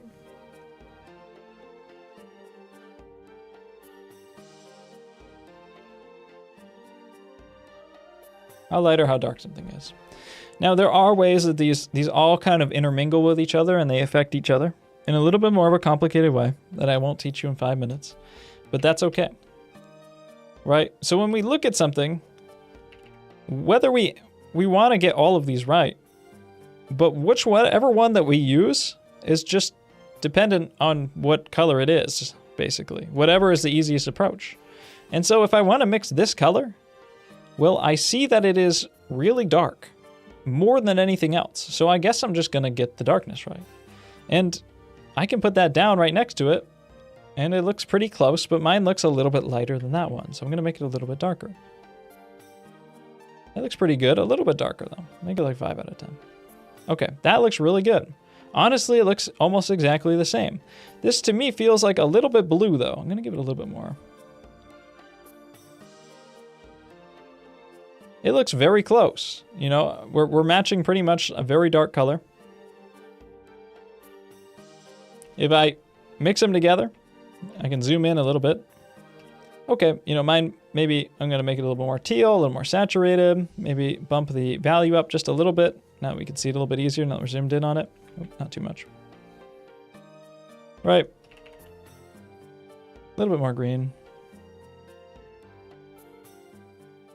That's pretty much indistinguishable, right? That's kind of like the level that we want to hit. We'll do it with a more complicated color here. So that, you know, is the hue and saturation like that big of a deal for something that's really close to black? You know, probably not. Now let's do something a lot harder. I'm not looking at these at all. I promise you, it's not some sort of trick. Okay. Now, I have hue, saturation, and value. These are the 3 tools on my tool belts. Which one do I want to use for this? Well, I think hue is pretty easy. It kind of feels like this orangey, brownish mocha thing, right? I immediately went to the saturation just out of habit. So orangey, browny mocha thing, I need to give it a little bit of value so that we can see it. Also saturation. Okay. So now what? Well, I'm a little bit darker than it right now, so I need to add a little bit of brightness. Let's just do that first. Okay. Probably pretty similar in value now, but I need to make it a little bit, this feels more red than that. So let's just add a little bit of yellow. Very good. Now this feels more saturated than this, feels more intense than this. This one feels more gray. So let's just reduce the saturation a little bit. And I think I probably overshot it there. So let's kind of ease it back. And this feels still a little bit lighter than this. Let's make this one a little bit darker. Okay, now we're getting really close, but I think this feels a little bit more red now. Okay, I think that's going to be perfect. Yeah, I'd say that's pretty much perfect. A little bit brighter. I went too much. Yeah, I'd say that's pretty much perfect. Okay. Now we've matched that perfectly. You can do that with oil paint. You know, you don't get to actually put the color right on top of the reference color, but you can kind of like hold it up next to it. And, you know, I would recommend too, you go to the hardware store and you get a bunch of those paint sample cards, right? Those little like sample cards that have like 5 different colors on them. Get a billion of them in a billion of different colors, you know, generally in a skin tone range, you know, and all the beautiful diversities of that. And just spend time mixing the color and putting it onto the card until it's perfectly right. Perfectly right. I mean, perfectly right. Like you should put it down and you should not be able to see the paint anymore. I have a few shorts of me doing it, so go watch the shorts. Okay. We need to be making that level of analysis with every single color we put down. You know, and it doesn't have to be so draining, right? So that's what I mean when I show you guys this process, right? Like doing that. If you're starting out your painting and you're trying to do that with this, and then do that with this, and then do that with this, and then do that with this, you know, and this, it's too draining. It's way too much. Way too much. Right? That's why we put down a general average tone for everything first, and then we start to make corrections to it. Right? And we come in closer and closer and more of a minute scale, and we, you know, occasionally have to pull back and make kind of big overall corrections as we move further and further. So what I'm seeing in like pretty much all of these is that there was some like big misstep. You know, a lot of these too have drawing issues, right? We can all work, including me, to improve our drawing. There's some sort of big misstep at some point, or there's just like some level where that lack of comparison stops, right? So like a big area that I'm seeing here is like, it actually does look like a lot of these tones are like pretty accurate. Like these feel like pretty good tones to me. This background blue is right. But like, especially in the hair where we have all this contrast and all this detail and you wanted to kind of keep contrasting it and detailing it, it's really easy as we work on the hair.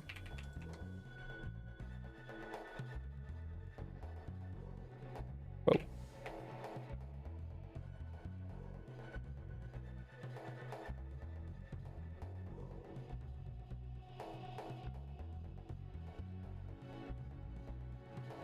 I'm gonna cheat here.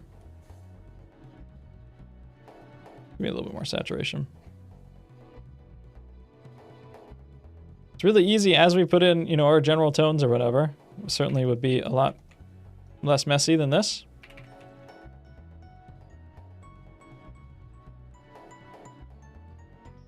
For us to go, you know, okay, now I'm in the hair. I got all my general tones right.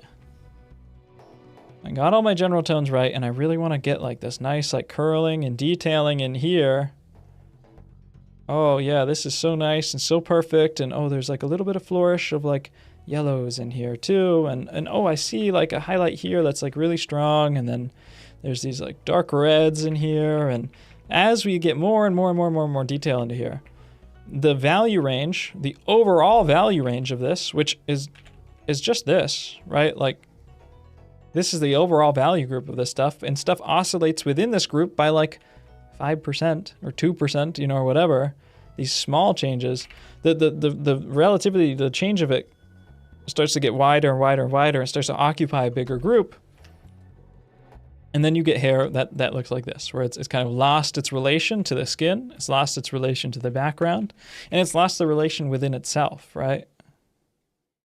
It's having an identity crisis. Right, so the hair needs to sit inside this group. There might be change in the hair. There is change in the hair. But there's change, it's within group change. You set the group, and then you keep that group. You're not allowed to break it to have, you know, highlights, right? Because you wouldn't add these highlights into the hair. Like, obviously that looks ridiculous, but you are doing the same thing when you leave the group too much to do like this type of stuff, right? And you know that's pretty much the same thing for everyone, right? It's the comparison of the background to the hair here, right? The hair is much closer to black than it is to the skin, and you have it the other way around. Same with you, Sajal. Let me I'll bring you over here.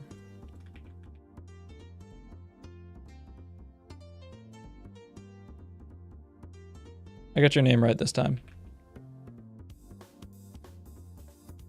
I hope.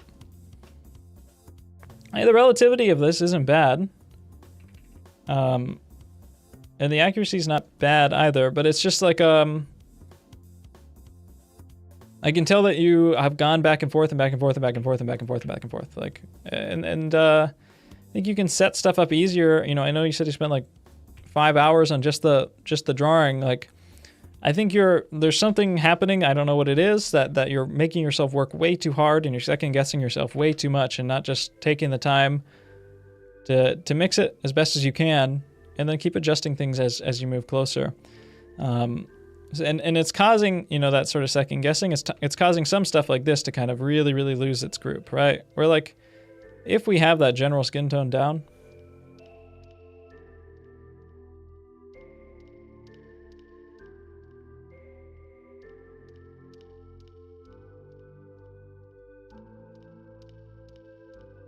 get like the general tone down. Right, now it's easy to kind of, especially if you're painting traditionally too, right? You already have a big pile of this, right? So like pull some of that off and just make it like a little bit more gray. Right? It's still integrated, right? We don't want to like actually mix a whole new pile of gray using just black and white because that gets like way too far off, right? Okay, you know, now we have this here and we need it to be like a little bit darker as it turns away, a little bit darker, maybe a little more saturated, a little more red. So a little bit darker, a little more saturated, a little red. Cool, yeah, and that's this plane turning away. Right.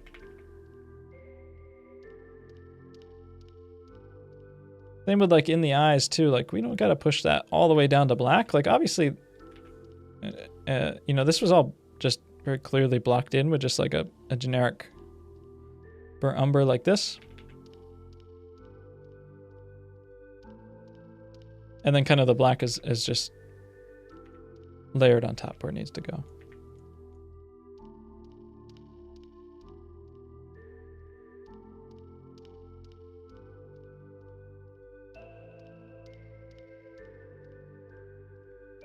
And we don't want to like kind of lose, we don't want to lose our big shape ideas, right? Like really important to kind of keep a good, decent, you know, hard edge structure on this stuff and not forget about our ideas. So, you know, some small changes here, but, you know, it helps the clarity.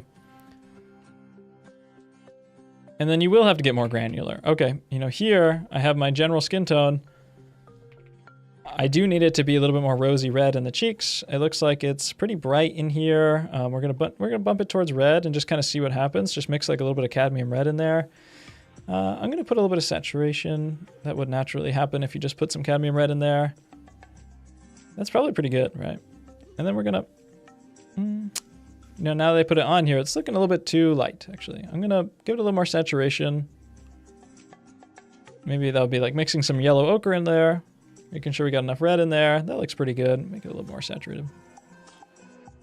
Yeah, cool. And I'm putting those strokes in, you know, around. It's important.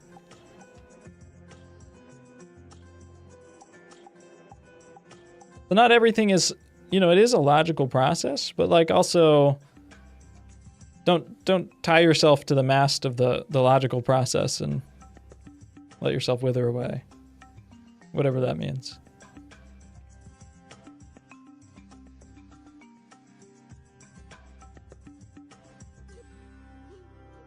Okay, cool. Moving on. And that's pretty much the same thing I'm going to say for every single one of you. That kind of also just check too. If face is turning away, that turned away side of the face has to be smaller than the side of the face that's facing towards us. It's a little elongated, and so it's causing the face to flatten out. Same, like just kind of a little bit low saturation and kind of missing some of those big planes. I'll talk about some of the plane groups in a minute here. Same, just overall color accuracy is just a little bit too much. You know, things are way leaving their group in every section, right? Like too bright compared to the darks, like too bright on the suit, too bright in the hair. Like everything is leaving its groups very dramatically, where like the groups need to, the individual changes need to be subservient to the whole group, right? It is a dom-sub relationship. Moving on, same deal.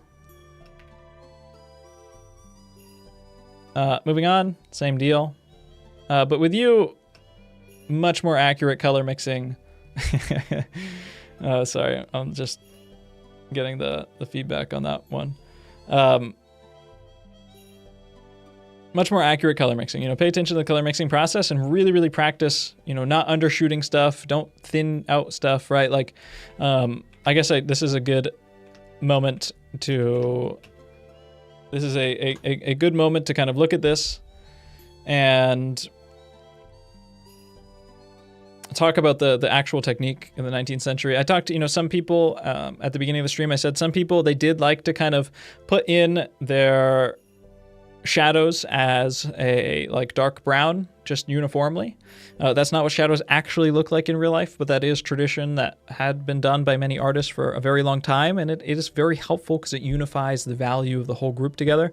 So that is what happened here. It looks like just loosely scrubbed in kind of the shadows in dark brown. And then everything else is painted without any sort of transparency, pretty much. This is all thick direct paint. You're not seeing layers here. This is typical technique for the 19th century. You know, probably the hair might have been masked in brown. It's hard to tell, you know, certainly maybe around the edges and stuff, but this is all painted so thick that we can't see any of it. Same with the background. It's so thick we can't even see the grain of the canvas because it's filling in so much. So this is not a painting to try to, if you try to build up this painting through layers and glazes, you cannot achieve this level of purity of color. You cannot achieve this level of kind of movement and texture and interplay of edges. It is not possible to approach this painting like this. And that goes for pretty much any mid to late 19th century painter. Is this impasto? Yeah, that's another one of the things that I'm trying to, this is my theme. Every crit has like a theme, I think. Like I never know exactly what it is at the beginning, but as I get part of the way through, I realize I find myself saying things, the same thing over and over and over again, every crit. And sometimes it's like edges, sometimes it's like overlaps was the last one. With this one, I'm really seeing that like there is so much information out there. There's so much information out there that is just bullshit. Or the way that we approach, and this is what I'm going to make a video about. The way that we approach information is just bad sometimes. This is really helpful for me to think about. Because we learn I took an art history class too in college. We learn these kind of terms, right? Like I learned that like you know, we had the proto-Renaissance, right, with like kind of these guys like Giotto and you know, the early Renaissance painters that like really kind of made some stuff that looked like people, but they didn't really observe humans that, you know, a ton. You know, it wasn't like perfectly accurate. The colors, you know, there's still kind of these conceptions and stylizations. And then you hit like the high Renaissance, where you have these painters like Raphael and Da Vinci and Michelangelo that are able to make these very naturalistic looking people, you know, however you want to define that. It's complicated. These people that these images that look very beautiful, they really feel like rounded three-dimensional flesh. There's accurate perspective.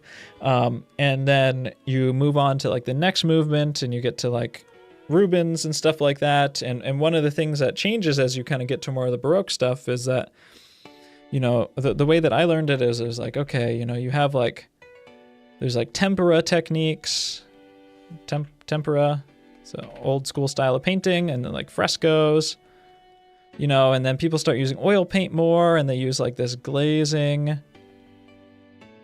process, you know, and Da Vinci calls this like his sfumato. Right, and then you go to like the next stage, right, and then people start painting with like impasto, right, where they start, impasto just means like thick paint that gets layered up.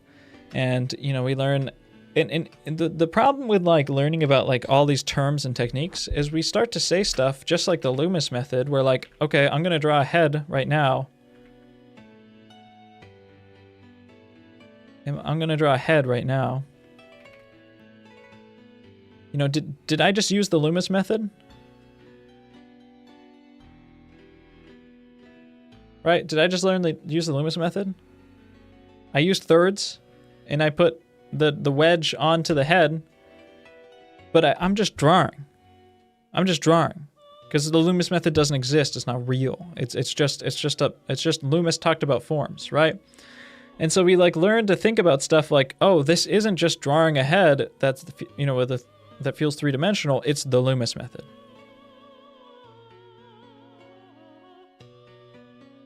Right. And then, so we get to this type of stuff, and people look at this, and they're like, oh, this is, you know, what process did he use? He used the burnt umber lay-in. He used the burnt umber lay-in. He used the impasto technique. You know, he's using impasto. He, you know, he constructed the head with the Boldini technique or whatever.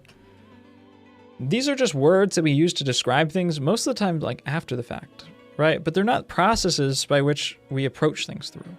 You know, impasto happens on pretty much every painting, no matter what, just because in order to paint, you have to put paint on the surface. It's much harder to make a painting that doesn't have impasto than it is than to make one with impasto. Just because by putting paint on something and spending more than a few hours on it, the paint's going to stack up, right? Like, portraits are done in multiple sessions a lot of times, not because there's some sort of technique of layering and anything like that, but because they are just, you know, people don't want to sit for 12 hours or whatever, right?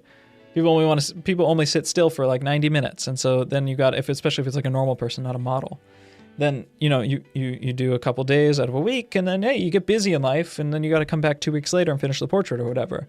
That's not a multi-layering, you know, oil painting process technique. That's just life, you know? And so we end up like sort of kind of attributing these terms to, I know that somebody just said, I like impasto, I like thick strokes or whatever. And I'm kind of going off on some like crazy philosophical rant about how language, you know, impacts the way that we think about things. But I'm in your walls, okay? I'm in your walls. And impasto and glazing and grisaille and these technique words are really in my walls right now. They're watching me sleep. And I think that, you know, like, this is something that Ramon told me as well, which I think is really, really interesting, especially when you start to translate things. Especially when you start to translate things from language to language to language to language, you start to lose things, because the way that English is structured, right? This is the reason why, like, you know, Google Translate or whatever gets stuff wrong, and kind of like always will to some extent. Like it'll get better with language models and stuff like that, but and it has certainly a lot. But there are certain languages that just really don't translate well to other languages. And when you go through like language to language to language to language over hundreds of years through cultural movements and stuff, the way that like we think about words is like we will hear like a French person say the word, you know, ébauche.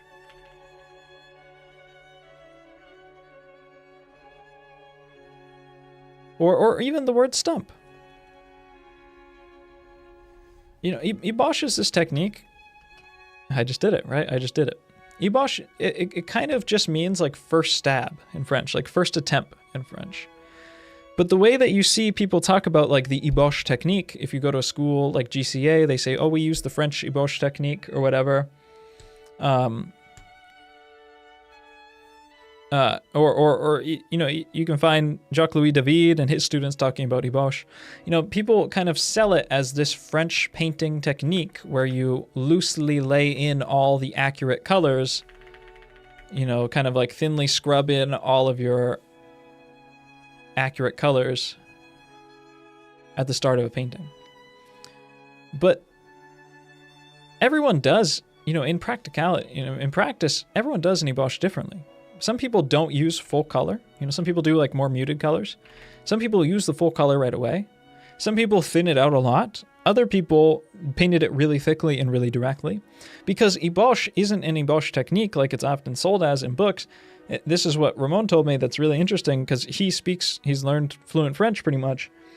Ébauche is just like, it means first attempt and first stab. And even when he's casually talking to people in Paris, you know, people, I don't remember the exact way this was used, but people would say something like, oh, you know, I did like an ébauche at like my math homework or whatever. Like the way that the word is used is, and maybe there's a French person watching or something, it casually is like kind of first attempt or whatever at broadly like many things. But when it gets codified and translated and tried to systematize, you know, people take this word and they you know, they try to like define it as like a specific thing. I'm definitely pronouncing it horribly wrong, by the way. It was ébauche like last year, so ébauche is definitely a little bit better. Maybe it's like ébauche or something.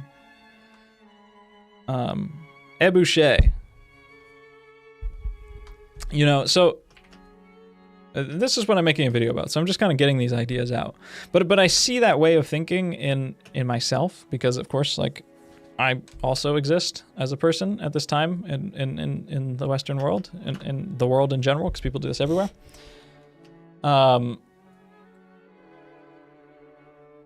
But like I see it a lot in you guys, where like, especially people just like want to find the tutorial that teaches them the thing and how to do the thing, because they're like trying to practicing the thing so that they can learn how to do the thing, you know? Oh, there's an E at the end of this. Ébauche. Okay, I wasn't that far off. I was saying like ébauche, ébauche, ébauche, ébauche. Maybe I was giving it in ébauche. I think that's probably what I was giving it. I don't even remember. Why is this? I'm color sampling this, right? But did I just miss every single time? I just missed like 5 times in a row. Cool. Yeah. So I don't want to think about stuff as like approaches. You know, I want to think about stuff as like as tools or whatever, right? Or just like ways of thinking, ways of like dissecting a problem. And I pretty much see those value issues with like pretty much all of you. Okay, long rant. Ébauche. Yes, I am from France. Ébauche. I'm smoking the cigarettes.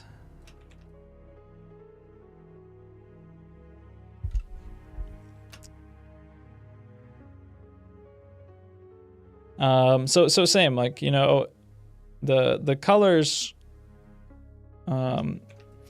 You know, like it's okay to stylize things too. Like I'm not gonna say that like all changing or making things your own is right, but I do want to see, just like I was talking about with value relativity, I want to see that like the relationships between things are correct, right?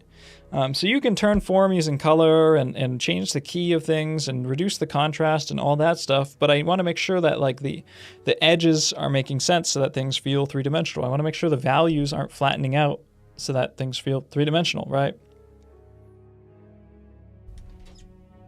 I have like 10 French people in chat right now. 10 people who took French in high school right now.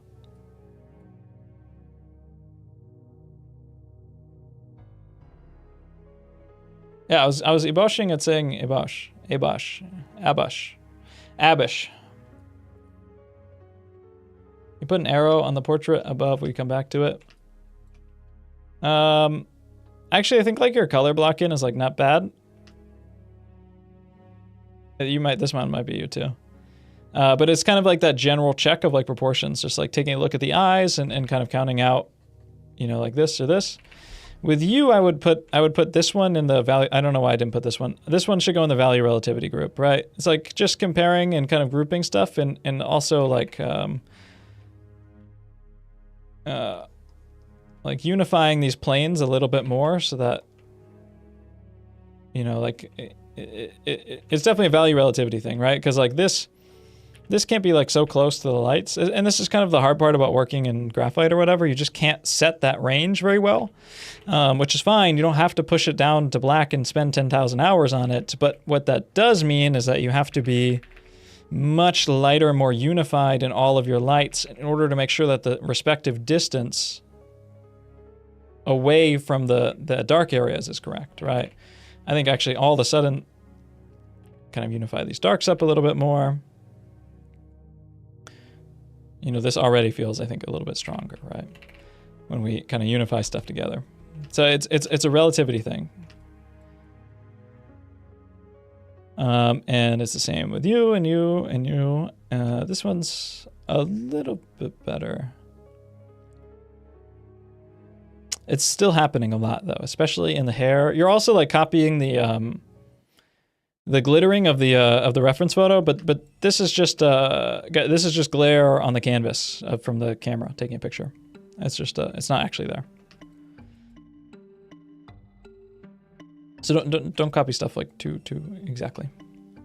But yeah, a lot of this stuff is really jumping out of its group, right? Same with like even these little details in here. It's just needs to be unified over. You know, basically just kind of have to set up that bigger group and make sure that your changes within these areas are a little bit closer together. If I just sit back, if you're on digital, you can use like a lighten brush and then turn down the opacity. Thank you, Miss Caterpillars, for showing me what blending modes are. You are the goat. Buy her lessons, give her $72 million. Thank you. Hey, looks like much more unified.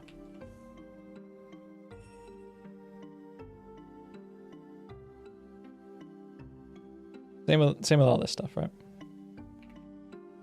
It is the same. It is the same. It is the same. I want to see you guys all practicing your relativity. You practicing color mixing and value relativity. Same deal. Le François sont partout. Yeah. I do speak it like that. I do speak it like that. Something I want to pay attention to kind of specifically on this one is I see this a lot is just be really, really careful with the whites of the eyes, guys. It's like another symbol thing. We do perceive ourselves and people do this, like, you know, this isn't pure white, but people do this a lot. Speak a little bit of Chinese for him. What a pigu henda. Henda. 我是美国人。我有一个小弟弟，很大，非常大了。谢谢。I hate to do it to him. I hate to do it to him because they think their language. You know, all the people who took French in high school, they think they're so cool. I'm just holding back on y'all. It's not even a tonal language. That's my streamer right there. That's my streamer. Hey. Wa ai Zhonghua. What a Zhonghua Pengyo. Zhonghua Zhufu ni Ni yang yan zai wo xing li. They made us listen to a lot of songs about how China's so great and big and beautiful in Chinese class in high school. And they will never leave my mind. Okay. I was talking about the whites of the eyes. I got China mogged. I started China mogging, guys. I'm so sorry. I started China mogging. My bad. Streamer stuns chat with perfect Chinese. Streamer starts speaking Chinese to someone who's not actually Chinese and feels embarrassed. That's the next YouTube video coming out. Okay. We can be really careful with like the whites of the eyes and stuff. People tend to make it like way too bright, but just really have to counteract our personal bias here and make sure that we're comparing stuff back to the lightest point and the darkest point on the image. And you know, actually really look how dark this is. You can pretty much just pull like one of the tones from the hair. Like it's pretty much the same as the hair, or if we compare it like, you know, to the background, it's very, very dark. And even pushing this like a little bit too bright, you know, when we sit back, like all of a sudden it jumps out at us.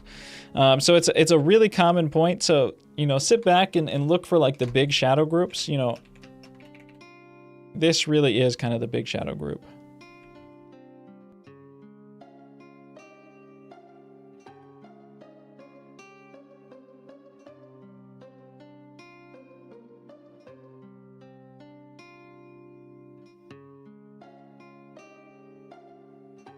The white of the eyes is a very misleading statement, and we have to like kind of counteract that bias. Cool. Yeah, same with you. Someone else did this too, where they used like a bright orange canvas. It kind of makes sense. Actually, 3 people did it because you can see some of that bright orange under here. I don't think the whole canvas would have been stained bright orange. I think it would have normally, I think it was white or gray. Typically in the 19th century, people had their own preferences. Maybe some people used orange, but I think it would be the 19th century philosophy behind that is that if you are going to paint over it dark blue, then it doesn't make sense for it to be orange at the start. But if it's like the shadows in here and there is some kind of underlying warmth to the skin and in the crevices of these areas, then it does make sense for it to be warm and orange.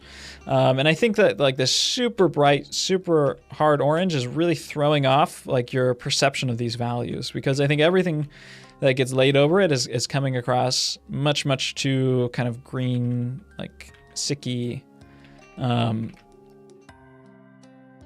And also like some of these groups, I think like we can really push how dark, you know, and also how red they are, not just how orange they are.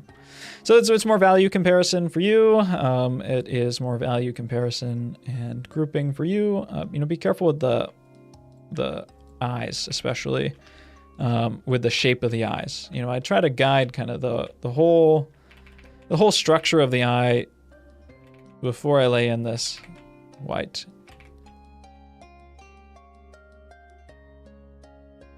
Do you think this portrait was done in one sitting? Absolutely not. Yeah, I meant to mention that early on. Guys, like a really good portrait. First of all, this portrait is actually very big. It's much larger than the average portrait. It's not an academic portrait. It's like, I think almost 18 by 24. It's a very large portrait. So first off, that's just way too big for any painting in one sitting. But even if this was scaled down to like a more normal portrait size, you know, something like this, you know, maybe like 11 by 14 or something like that, or somewhere around there, then even if that was the case, it still would be a very multi-session portrait. Like you were just not pulling this level of resolution in one sitting, and we have to set our expectations for that too. So like that's the thing too, is I see a lot of you guys saying like, oh, I only got 3 hours into this. If you only get 3 hours into this, that's great. But like, it should probably look, you know, like, I hate to use my own work as an example. You know, but if you only got 3 hours into this, that's great. But like, I really don't expect, I would much rather see this at 3 hours than something that has been pushed kind of super far, but you sacrificed the proportions, and you sacrificed the colors, and you sacrificed the kind of overall character, and you made all the sacrifices to make sure it happened. Like, I really don't expect much more than this after 3 hours or whatever, right? So like I would, you know, temper your expectations on this stuff.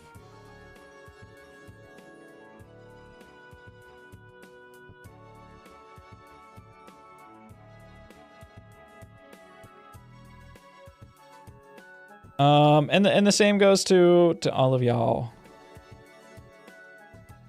Yeah, Sam, Jacob, I actually like kind of the application of this stuff. I'd be careful not to lose your drawing so much. I think it is important. It is important to maintain like kind of some, you know, this is something that I'm really just learning now, and Ramon told me it like 3 years ago. So tell me 3 years when you figure this, when you actually understand this for the first time.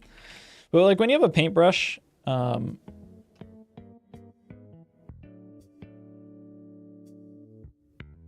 you have pressure sensitivity on a paintbrush, when you have a real paintbrush like this, right? Like if you press down hard, it gets wider. And if you lessen up, right, you can control the size of it. And I learned this too from tattooing, actually. I've never tattooed before, but I've watched some tutorials and stuff. I went to a tattoo conference to give a presentation this in December.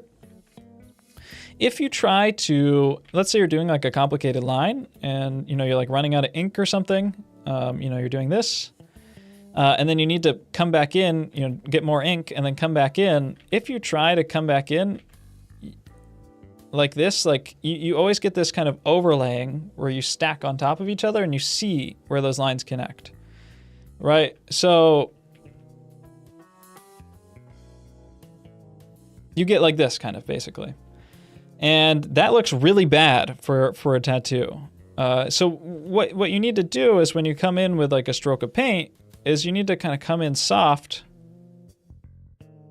push in, and then come out hard, right? And then when you come in again, you're kind of coming in soft in this part, pushing in. It's really hard to do this way, you know, and then coming out. And now you get kind of a seamless transition, right?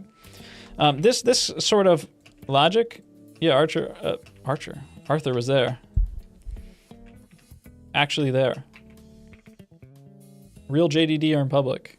Absolutely mogged everyone there, as expected.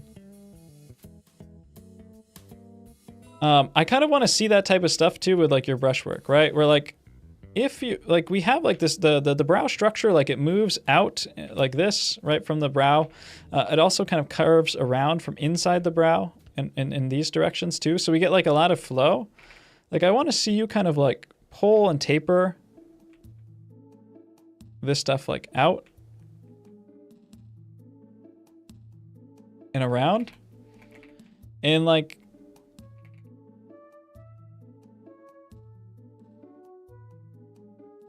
you know, actually like work a little bit more to preserve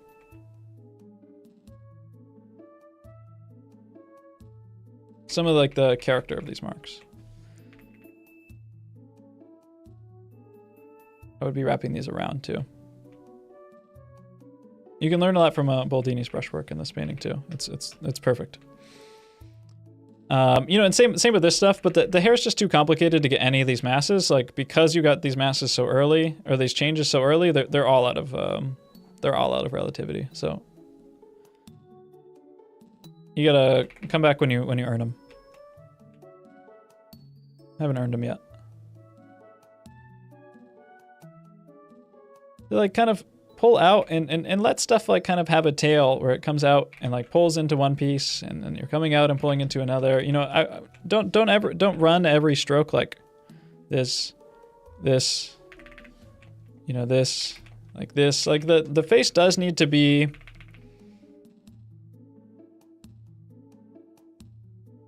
you know, then we have like this kind of knitting into here, and then we have like, you know, our highlights like knitting into here, right? And like these marks that knit into there, remember that? Like we need to kind of like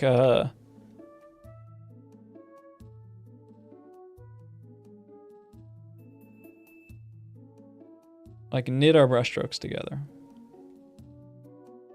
rather than rather than like do the tendency to just treat everything like this.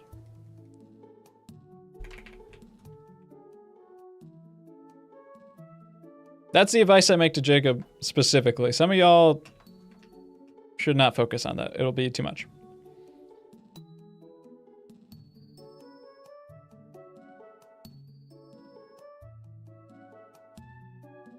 Here comes the snow again, rip East Coasters. Is it here yet? Oh.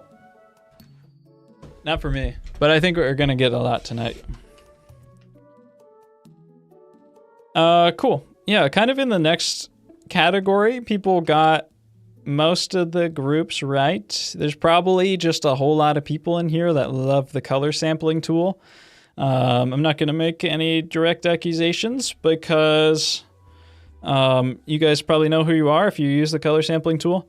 But the thing is you know, when we're practicing, we become better at what we're practicing. And so if you are practicing, you know, mixing your colors like I showed over here earlier and setting up your contrast and correcting how things like relatively fit together and stuff, then you will get better at it and you will be able to see it and you'll be able to hit it on the first try significantly more often. If you guys sample the color directly, then you will never get better at it. It's just that type shit.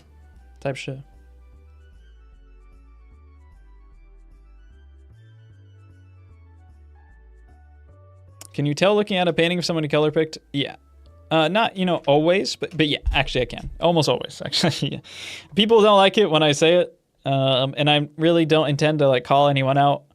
But it's very obvious when very obvious when the color is perfectly accurate and the drawing skills, understanding of edges, and the way it's applied is not up to par. Because you don't hit the you don't hit that level of like color accuracy normally without you know, getting every other part of your skill at least somewhere within the range. And so I see sometimes this like huge mismatch where like, you know, the colors are perfectly accurate, but like it's not put together in a way that like somebody who actually can achieve perfectly accurate color can achieve, right? So it becomes pretty obvious. You're a color accuracy person, my friend. Maybe should have gone up one category. The drawing is nice. 30 to 60 minute color studies, sure. I think long studies are great too, because not only do you need to make the mistake, but you need to recognize the mistake and then fix it. So I think only short stuff is sometimes not the best for training like the accuracy skills. Some of the same kind of relativity stuff too, with like the hair and then the eye in here. Same. One thing I want to get, this is a good example of kind of the next point to make.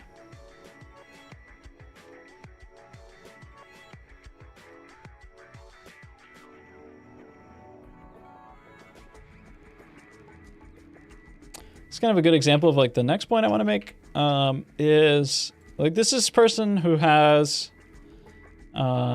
you know, pretty accurate colors and pretty accurate grouping. Although I do think, you know, a lot of these relationships where I can tell you kind of tried to push into extra detail, they just need like a unifying pass, right? So like there's a lot of different ways you can do that. We can just, you know, use like a darken blending mode. You could just use like a low opacity brush if you want. Right, but you just kind of have to like, you can set the groups up and you just gotta like push them together a little bit more, right? Just so that it's a little bit more reasonable. Oops, I'm still in darken.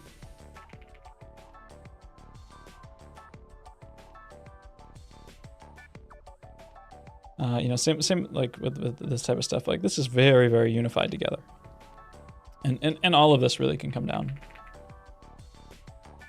So there is still like a lot of relationships that you just got to keep tweaking and pushing. But what I do want to see too is like having this stuff align a bit more with like the structure. I think my Photoshop is frozen.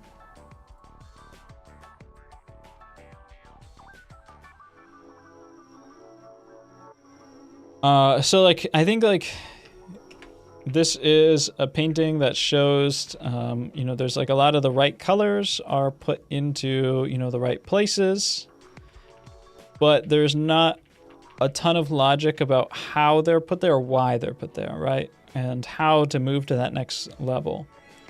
You know, especially here in the forehead, I think. So basically the structure of the forehead, we'll do it this way.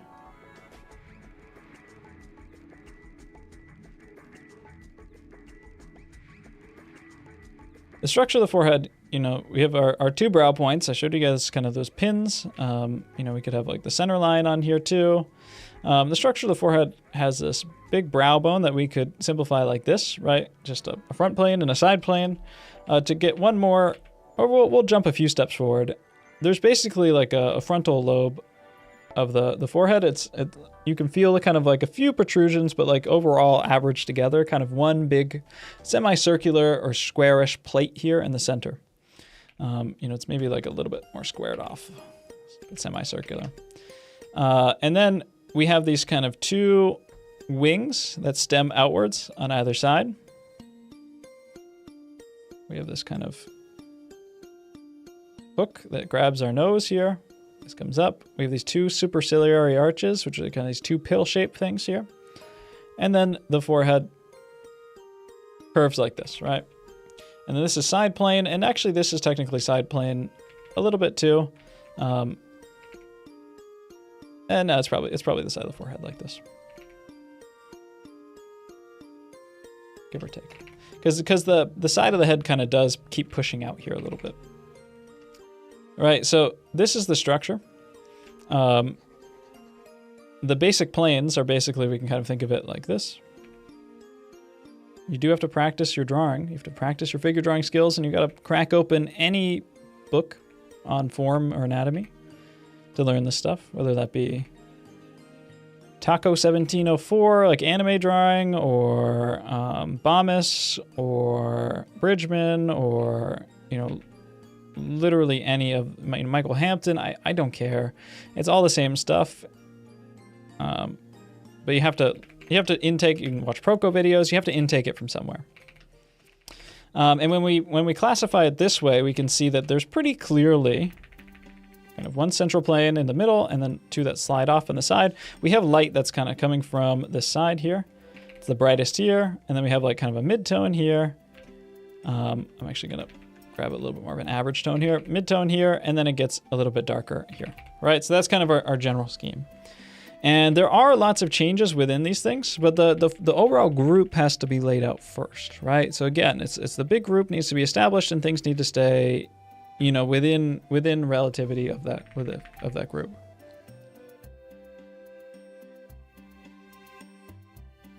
How can you tell if someone's proportions are great or if they traced? Because again, it's very easy to, I can see when people trace a lot, because the type of decision making that is made is oftentimes not, it's not artistic, clear, you know, design-based decision making. It's just purely mechanical accuracy. This is the problem too, again, with kind of a modern way of approaching these ideas, is that people think that like a better portrait, a more accurate portrait, means the closer you can get to putting the photo on top of it and having it match perfectly. But that's not what accuracy or realism has ever been in history, and it still, you know, really isn't. That's what photographic accuracy is. You know, of course, those two terms, they coincide very closely together, but it's not the whole story. And we can tell, you know, just at the absolute like genius understanding of Boldini here, who has like an insane understanding. Like these marks, they're all wrapping this way around the eye. These marks are coming this way around the eye. This is like a little highlight that's like very wispily put across here to show the waterline of the eye. Like we have value change from like here to here to here, like this guy's understanding. And then look how these planes very clearly are kind of going like this. These are bridging like this knitting technique that I was talking about with Jacob, like this, hitting like these kind of highlights and this value change. And then we have this big highlight here, and then these kind of curve and knit over this. They knit over this cheekbone that's coming back like that. And then we have this right here on the underside of the cheekbone. So this is a guy who like really understands like very, very well that this is like a form that is like moving in three-dimensional space.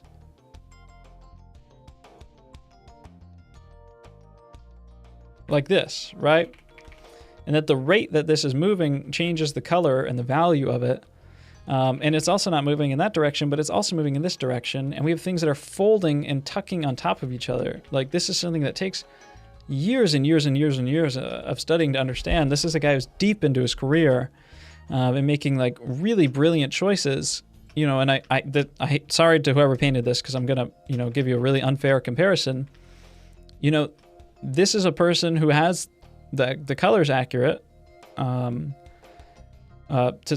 some extent, but none of the mark direction or the understanding of the form or the clear differentiation between planes is there. It's like an imitation. And so if somebody like, you know, you can trace this and liquefy your drawing to be exactly all you want, but you will never get like the nuance and the planar understanding and the correct edges between different planes and you know, overlaps and stuff, unless you're really good. And as someone who's very experienced, it's really, really, really easy. You know, by the way, I'm not accusing this drawing of anything. This is just a topic that I'm talking about while having this drawing next to me. It's very, very easy for someone who's very experienced with this stuff to I can instantly look at a drawing and just know exactly the way that it was approached, the mindset it was approached with.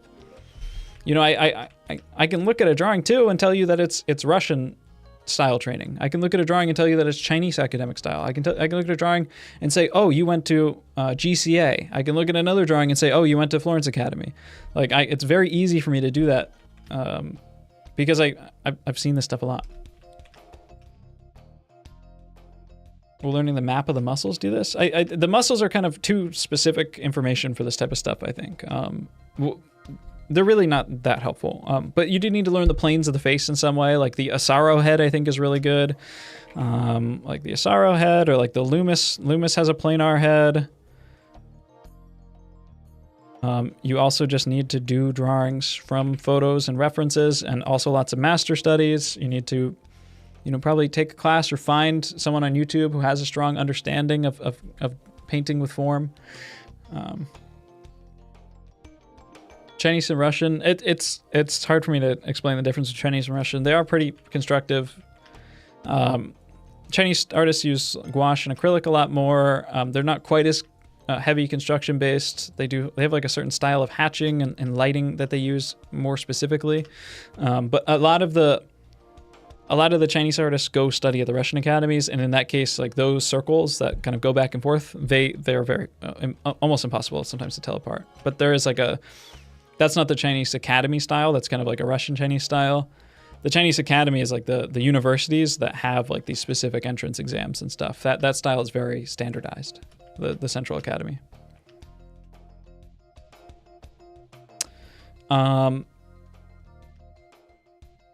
Yeah, okay, actually I think that question kind of answered a lot of that. A lot of my critiques of stuff in this category, right? And so this is Krista's. Krista, I haven't seen her in chat, so maybe she's not here. I haven't, is this digital or traditional? I think it's digital, like imitating traditional, but I really can't tell. This is a little bit compressed in the resolution because of the file, but it's really hard for me to tell. I think it's imitating traditional because it's just a really good photo. I don't know how you get a photo of an oil painting that's this close. I'm mostly self-taught, but I took a lot of classes online and stuff. You know, self-taught is like, it doesn't mean anything, you know. Everyone's got to learn from someone. Oh, she's here. Yeah, it's digital. Okay. Yeah, it looks really realistic. Maybe it's Rebelle or something. Some of the knitting stuff that I talked to Jacob about, I think is really relevant here. The color accuracy is not bad. I kind of would like to see you continue to push on some of this stuff and try to, you will ruin it and like over render it, but like it is good, I think, for you to try to zoom in on some stuff and like really clean up or like push one area and like imitate exactly what Boldini's doing. I think that would be really helpful. Like if we look at like just this eye or something, like how can we make this eye better, right? Well, there's like, here, let's just kind of, I want to kind of clean up the shape language first, right? Like I feel like we need to get, oops, kind of a stronger like push here. Right. And then let's get like a more clear kind of like shadow here that like it looks kind of like we have a few steps of shadow here. Let's get a little bit more clear, a little bit more red or saturated. Yeah, so I'm just going to clean this up, the structure a little bit, or just the, not even the structure, but the simplification.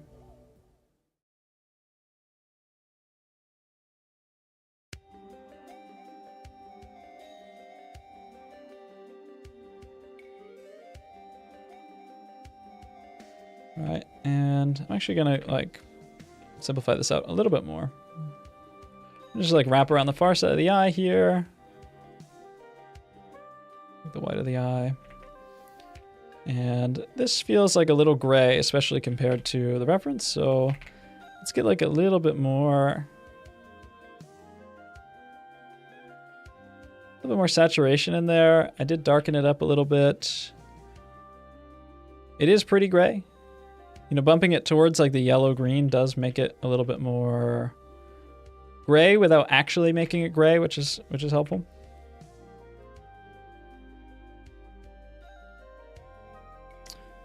So I think you should, some of you guys around this level should be kind of pushing into zooming in a bit and trying to really nail your color accuracy on some of this stuff. And your brushwork. You know, because a lot of you guys are like, you're at this level are really good at getting that kind of like general idea.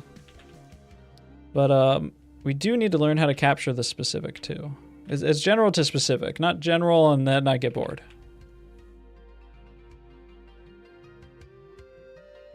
And let's not be afraid to just throw some dark in there.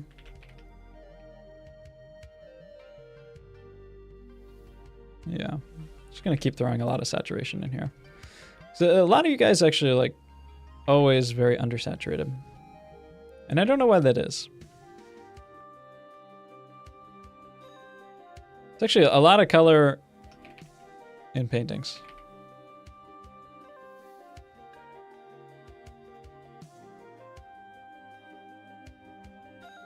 All right, and I want to get some like, let's get some like blue into the eye or green or whatever. I'm gonna keep it pretty gray so that it's like not, it's probably a little bit too much, but keep it pretty gray, but here, and then like this doesn't feel right. This here, well, how do we turn, you know, we let's say we have like, this is the right shape, right? And we need to turn it into this, but why does this feel so much better than this, right? Well, because the painting isn't this, right? The painting isn't this, right? Like that feels very similar to what we have. We need a transitioning tone, right? We need one more tone in the middle here. It's this, kind of this grayish transitioning color.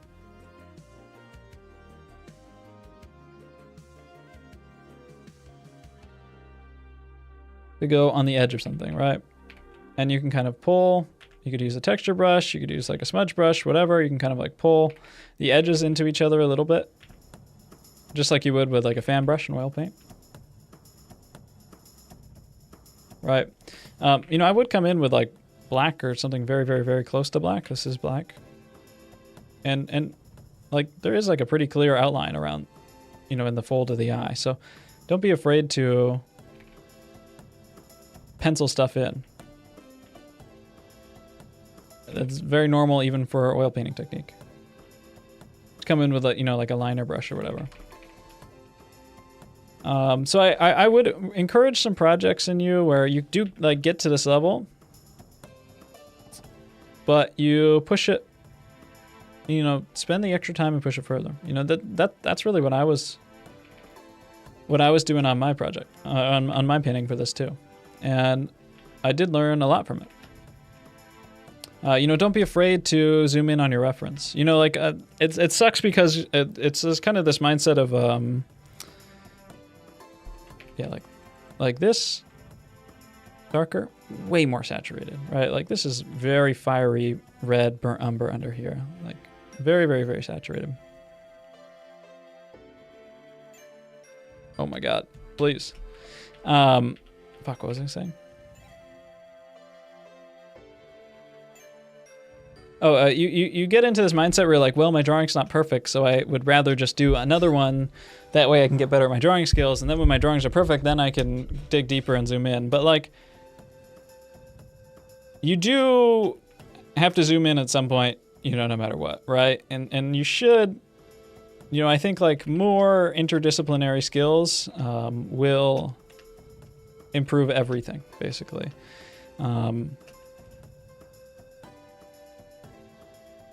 Yeah, so that's most of it. Yeah, really look for like these value changes, you know, like look at the value change here versus here, right? Like more saturation right in here, boom. And like this is stuff that we can do much earlier as well, right? Like you really still are able to just like come in here, boom, boom, boom.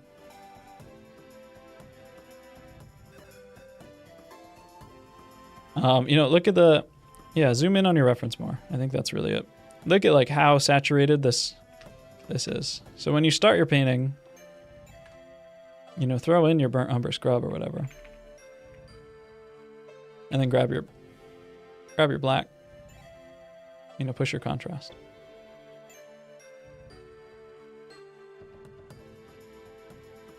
Yeah, don't be scared of putting down black. You know, likewise, like now that we have a little bit more contrast in here, like it becomes so obvious how under contrasted it is. So like now we need to like turn the plane a little bit more, right?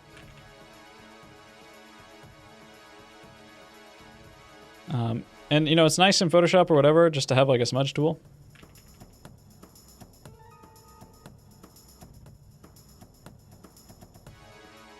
This is like a little bit big.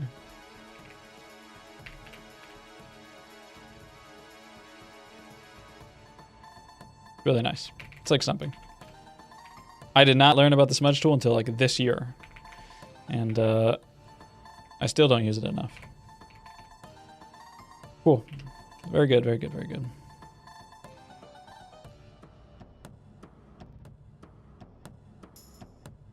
No, zooming in the reference isn't considered faux pas. Zooming in the reference is considered is bad for, I would say don't zoom in on the reference if you're in this group. I'd say try not to zoom into the reference if you're in this group. But if you're in this group, you should be like getting a little bit more into the weeds about specific stuff. But it's just too much. This level of like information density zoomed in this much is like way too much information for like these people who kind of need to like hit those big overall ideas and relationships. And there's still like a lot of big relationship issues in these that should be addressed a little bit earlier, but some zooming in might help with that.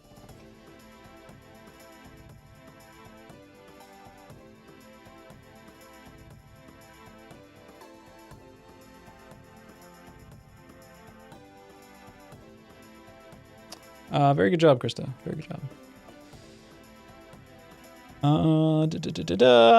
It's kind of a same deal. I'm gonna skip some people here and they'll get mad. Kind of the same deal. Like I actually think that the values and everything on here is pretty good, but it just kind of, I think you do need to get in and get a little bit more specific in a lot of these areas. You might be being limited by your drawing knowledge, you know, like when you get into here, like it's gonna test, like how well do you know an eye? Do you know that this is really, you know, wrapping around in this direction and wrapping around, you know, in this direction, you know, and this is a highlight here because we're on top of that cheekbone and, you know, we probably are going to need a little bit more red saturation, you know, here. And I want to see like your marks move around in the direction of the surface too. Right. marks moving in the direction of the surface. Like, I think everything on this in the general, like, zoomed out level is, like, pretty decent. But I think when we get in close, like, it's a little bit, like, some of the inner structures, I think, are a little unconfident. So I want to know how well you really understand that stuff by seeing you kind of push to the next level.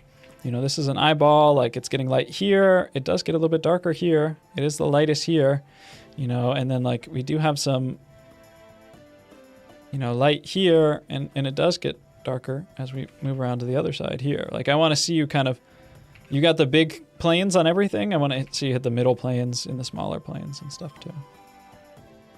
It's a solid job though.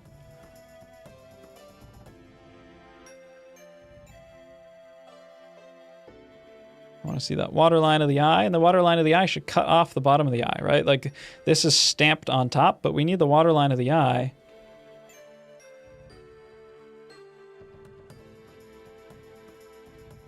to cut that off. It's too dark now, but you get the point. You know, now it feels like that pupil is at least contained within the eyeball. It's not spilling over, right? We need to, that eyeball is looking this way, so it can't be a perfect circle. It has to get kind of foreshortened a bit like that. And, you know, now it's rotated a little bit. It's looking in a direction. Same with you. Yeah, there's, the colors are accurate, but there's kind of no indication of what the colors mean, you know, or like, yeah, about the structure. It's the exact same advice. Same with this, you know, I think the proportions here could use a little bit of work, but I think the reason why they're, you know, the colors are accurate, they're suspiciously accurate, but there is some like relativity stuff, especially in the hair. And I think that there's just a lot of smudging and, you know, kind of proportional relationships that are a little bit sliding over the place. And I think it's just because things have gotten too out of control and just need to be simplified a little bit more. So like a person who I think simplified it really well is Emily over here, which I'll get to in a minute. But like I would shoot for kind of a bigger, broader level of simplification like this. That way you're not so overwhelmed by like all the edges and colors, and you can focus on the proportions a bit more.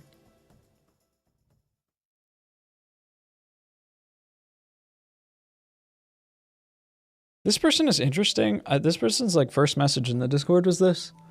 I looked at your profile because like this is such a strange, this is one of those drawings that like I don't get how you arrived here. Not in a bad way. I think this is really good, but it's like I don't, yeah, like it's good. I can tell that this is a person who is not like tracing and color picking and stuff like that. Like this is a person who's making design decisions. They're making decisions about the rotation of the head and the form and stuff that is reading reasonably well. But I think it's not working in a lot of areas because it doesn't have a lot of likeness. So maybe this is someone who's like really experienced with like maybe drawing like characters and comic style stuff.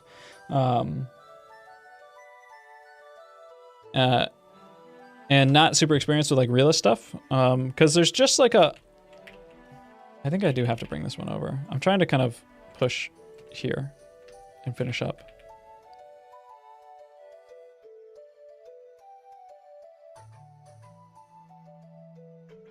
Like, yeah, there's just kind of like an extra level of like scrutiny, I think, that needs to happen to the drawing. I would say if you want to get more of a realist look, and there's a lot that you can learn from a guy like Boldini because this is like exceptionally modeled. I think a lot of what to learn from this is like this really smart grouping. You did kind of like Leyendecker stylize the hair, which is cool, but I think it really is pulling like a lot of attention. Use darken here, turn down the opacity, and I just don't know if like using up all of your attention budget is a good idea in the hair.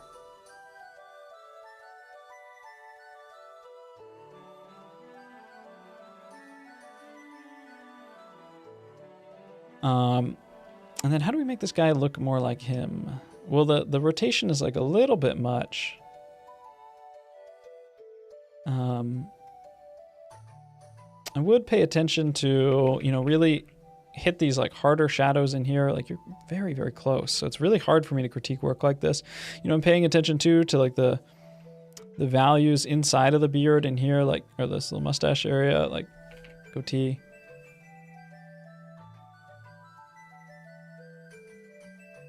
Really, really, really pay attention to the grouping of this. I like this kind of hard edge, soft edge thing here. It's maybe a bit overstated, you know, from a realist standpoint, you know, and same in here, like there's probably a few edges where we can kind of just add one transitioning tone, right? Like into here. It's not quite so hard.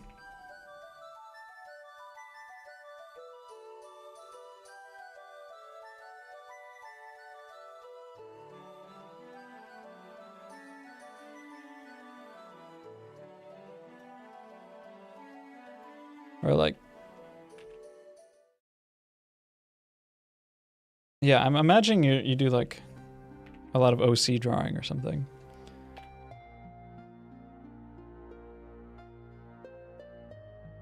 You know, I would want to kind of define the side, like the structure of the chin here a little bit more, just like one extra layer. Oh, I'm just low opacity. Jeez. So we get to the part of the stream where Photoshop is struggling. I even, you know, rasterized this whole canvas to try and make it a little bit better. Yeah, like I do understand that the facial structure, you know, is overall a little bit thin. You know, I think there's a lot of areas. I'm trying not to just like change everything when I give crits though, because I like a lot of the things that this person is doing. I think a lot of it too is like a little bit more subtle comparison of values, like right in here, like we're getting this very hard highlight on here, almost like it would imply that, you know, it's like a really rigid edge, or he's kind of very specular, like he's wet, he's soggy. Where, you know, a portrait at this level of subtlety, it really needs a lot more like subtle transition in these areas, and it takes time. Like you might not be used to spending that much time.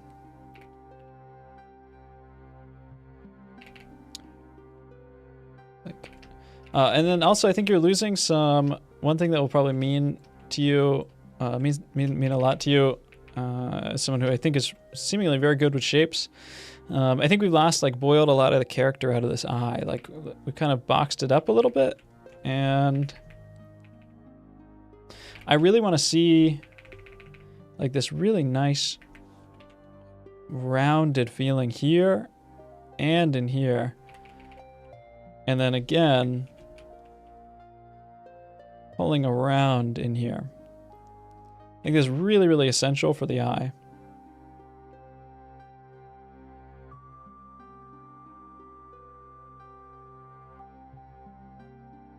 And making sure that we get that pupil in there just right. And we get this nice like little flourish in here.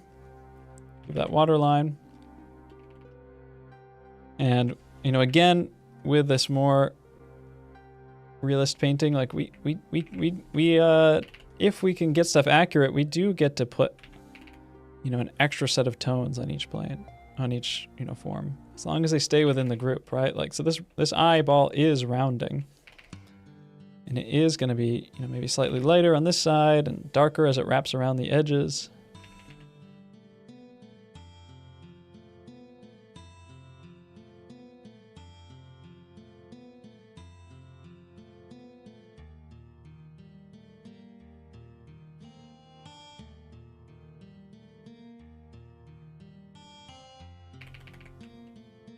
Yeah, so there's kind of like one more level of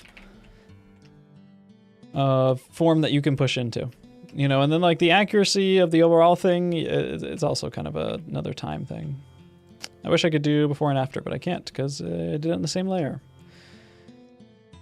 A lot of the color accuracy and grouping for you.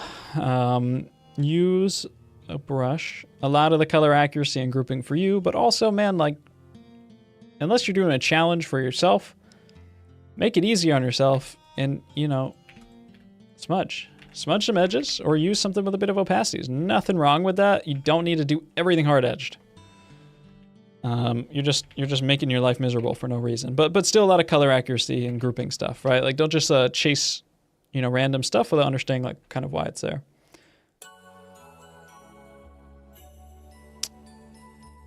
What's your Discord name, person?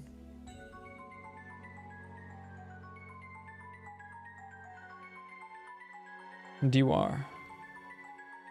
What did I just call you? Did I say corn person? Did I just read cornstarch challenge and then combine it with whatever I just said? Dwar, what's your Discord if you don't know your... Did you put it in the critique thread? You have to put it in the critique thread. It's a different thread than the finals thread. A lot of the color accuracy stuff and digging into secondary planes, a lot of the drawing stuff. You know, these crits are the same as I gave, you know, like whichever one I gave over here that was longer about digging into planes, or the one that I brought over to there, it was this one, I think. Yeah, it goes for all of y'all. Primrose the Worm. Let me see. Let me see. Oh, yeah, you're in the top category. You're right here.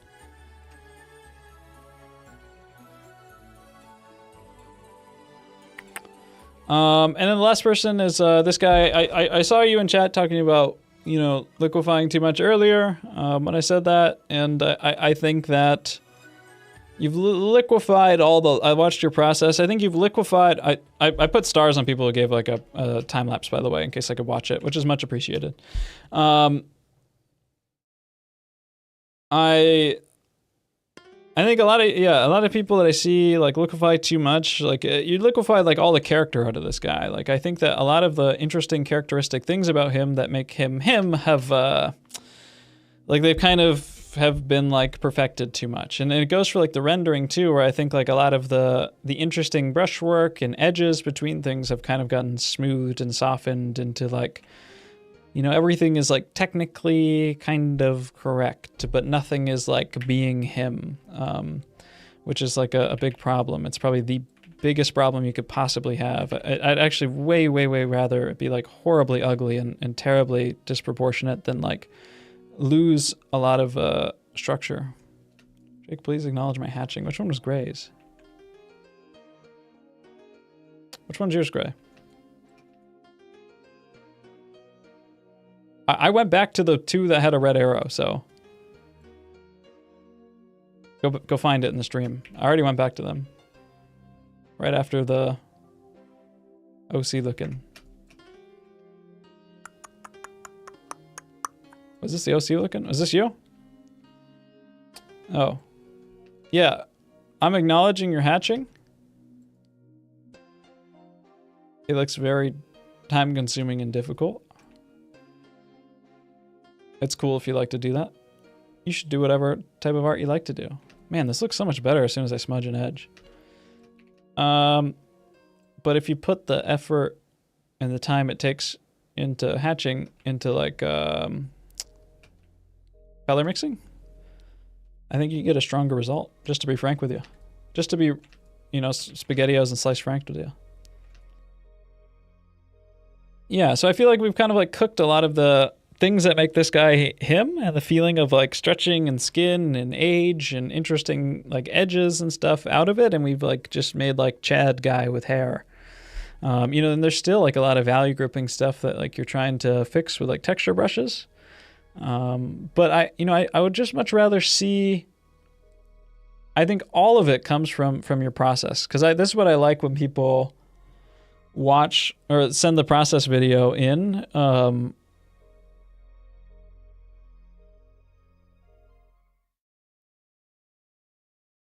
Sorry, I'm reading chat. This is what I like when people send the process video in, because then I can see like I could have given you a whole bunch of critique about edges and stuff like that, but like honestly, it would have been a waste of my time and it would have been a waste of your time, because the problem is that like you never let yourself make a mistake without moving it around 400 times with the liquefy tool.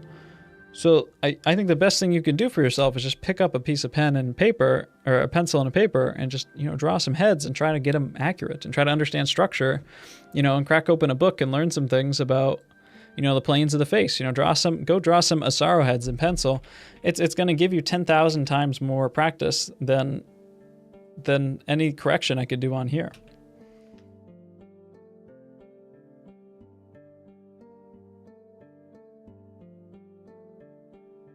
I will try not to explode, chat.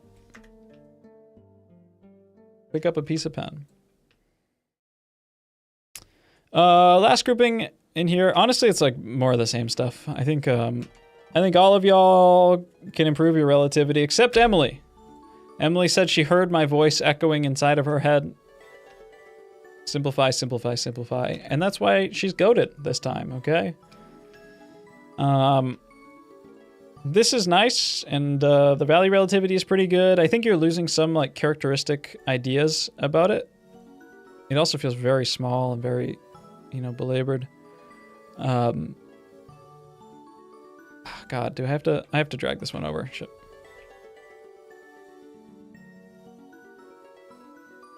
You know, or go to Sketchfab too. There's Asaro heads on Sketchfab that you can rotate 3D models for free.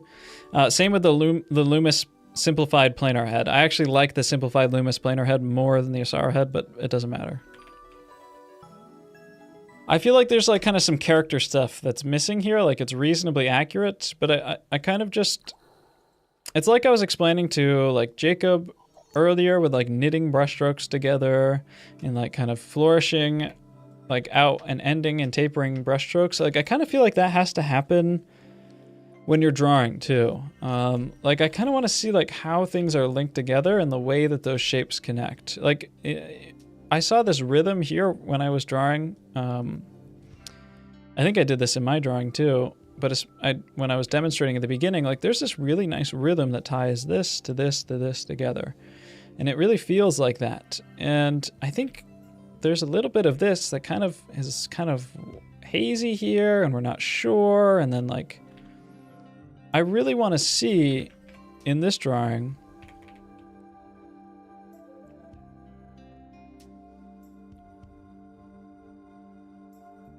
you know, like kind of this like overall connection between groups and like shape language, because you are good at shapes. That's what we talked about last time. But then I also want to see like these marks like kind of pull off of those shapes, you know, towards an area. Because like this is reasonably technically accurate, but it's like I think a little bit stiff in a way that is hard to get more accurate from. It's the Watsy drawing. It's the Watsy. I'm really trying not to blackpill you on Watts. You can like it. I got no problem with you liking it. But there's something like techniquey about some of this stuff that I think gets people in the wrong mindset. You know, likewise in here, like, I don't know, you don't gotta like sharpen out your pencil and do this to get everything. All right, like the lines exist. Lines exist in the real world, right? And it's really easy too to just be like, okay, sides of the eye, side of the eye. I gotta wrap around the ball of the eye. Boom. Boom. Boom. You know, taper my stroke width a little bit. Boom. Boom, boom, boom. You know, pencil this in. Pull some like hatch marks or whatever from here. Like I know like GCA or whatever, like the ateliers, they do this and they sharpen their pencil out super long and they kind of build out their tones like this everywhere. You can do that, but there's a reason why they spend 100 hours on every cast drawing, or way more, 250 hours sometimes or whatever.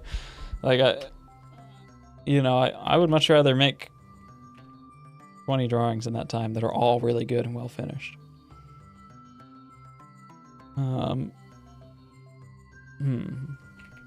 Yeah, especially like, you can definitely kind of like push out. Like if we feel like this is where this eyeball is, then it's got to be boom, boom. Like it should bring us like a little bit inside of this eyeball. So maybe this has got to move inside a bit. That makes some like extra room over here.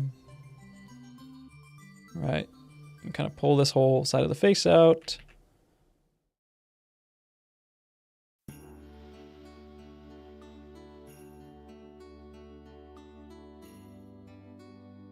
And that's gonna make it feel a lot better.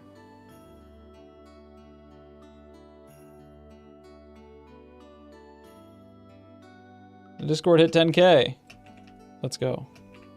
Absolutely huge. I'm on the edge of my seat. Let's celebrate. Emily, it's actually the same thing I said to Krista, who got sent into the void. Like, I think that this is probably the most accurate color and general grouping here. You do lose, like, it's also the stuff I said to Jacob too, like, you do lose a lot of like, it is okay to kind of like drag this out a little bit and let the opacity taper and like kind of pull this into it and, you know, sample this and kind of pull it out, you know, same here and here. And then let's grab this and maybe make it darker too and kind of come in here and like let stuff like come in from a spot and come out, you know, and like along the feeling of the form, right?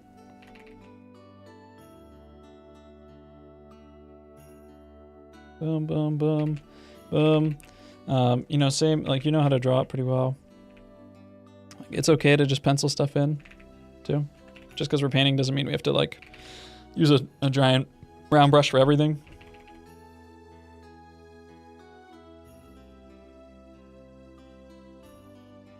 Boom. Boom. You know, there's planes inside of the eye too. Zoom in. Hit it with a smudge tool. Break all the rules. Learn more about ears.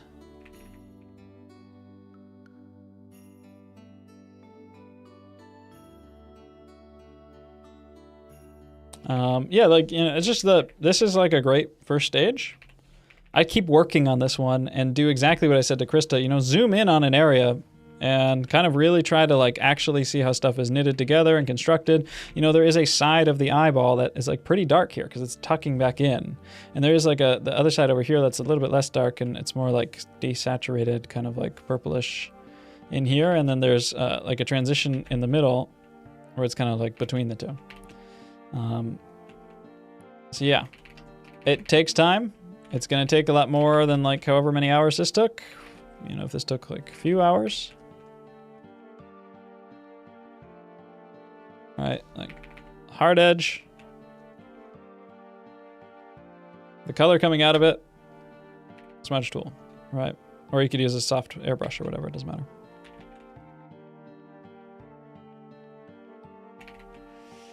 Right in here, ultra saturated. Subsurface scattering of the ear. Boom, boom, boom.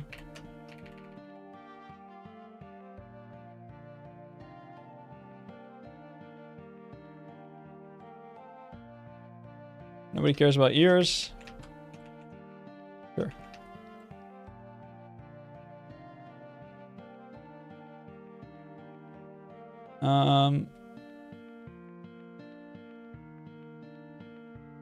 Yeah, I don't have any plans to. There is probably going to be Discord ID verification for stuff. I don't really have any plans to move stuff off of Discord. I personally would verify my ID. That doesn't seem like a good alternative, and I actually think there's real privacy concerns with that type of stuff that's very legitimate. I've seen a lot of stuff going around too that I think is like a little bit silly. I think there's like these big conspiracies right now that like Discord is doing this as a way to like harvest data and like make money. I think that if you work for Discord, you knew that this is going to be a massive disaster. They're hemorrhaging money and fucking probably child predator lawsuits and stuff like that because this is like the hub of that stuff right now. I don't think that they're trying to make money off of this. That's just my opinion. That's why I think it's very legitimate to be worried that they're not going to handle your data correctly. And in that case, I understand your decision.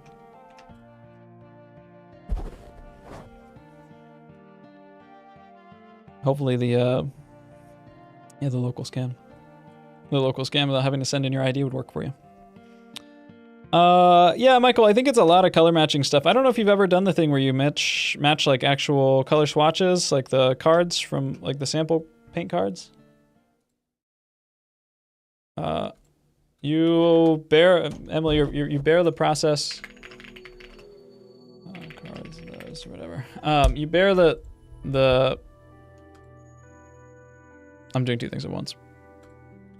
These things, like go to your local paint store and get like just a ton of them. They're free, at least here. You live in somewhere else. Get a ton of them and like match those colors until they're exactly perfect. I have a short on it. You know, do a few. Because there is some big color accuracy issues here and some relativity issues too, especially when we're trying to push these groups. That is, it's just getting out of place.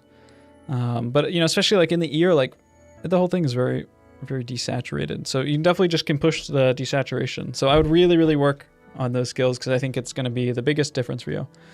I don't need to see your process, Emily. You bear your process on your sleeve when your work looks like this. It's pretty obvious how you did it.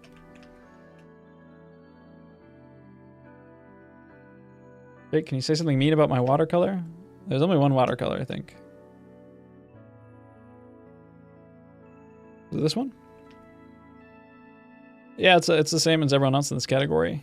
I would kind of, I don't know, it's watercolor, so it's like so much harder for me to do anything. Honestly, like a lot of it too is like, it's the drawing stuff. It's the drawing stuff. Like it's pretty much the same issues as like all of these. That's what's holding it back. Like the value relativity isn't really even that bad, especially for watercolor. It's hard to evaluate. Yeah.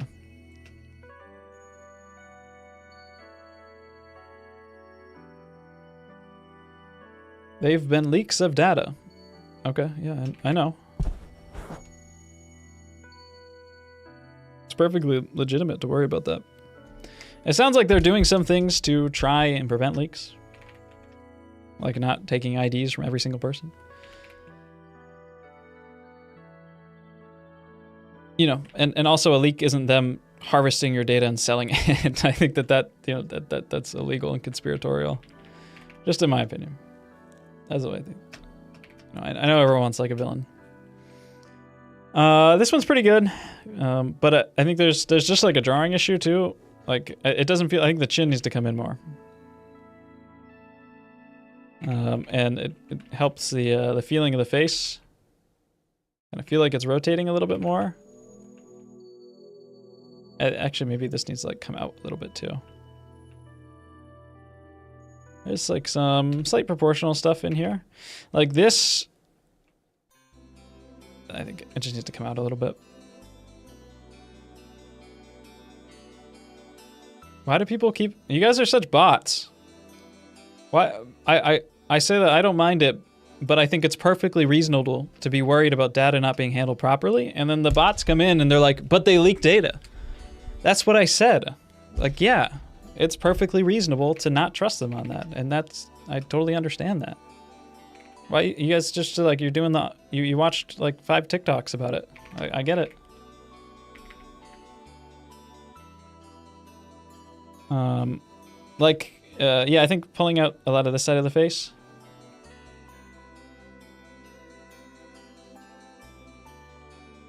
Would help a lot. Give you a little bit of extra room. Do you play games, Jake? Yeah. I play with your heart. Yeah.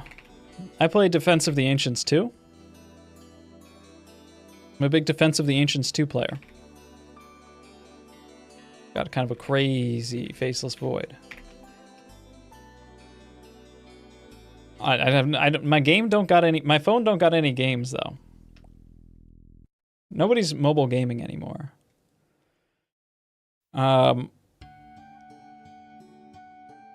This is one that has, I think, it's kind of the same thing I said to Emily. I think like all of your big general groups are pretty much intact. There's like some slight drawing stuff that I would change, and there is like a little bit of like relativity stuff that I think Emily is like a little bit tighter on. But like I think in general your groups are like 99% of the way there.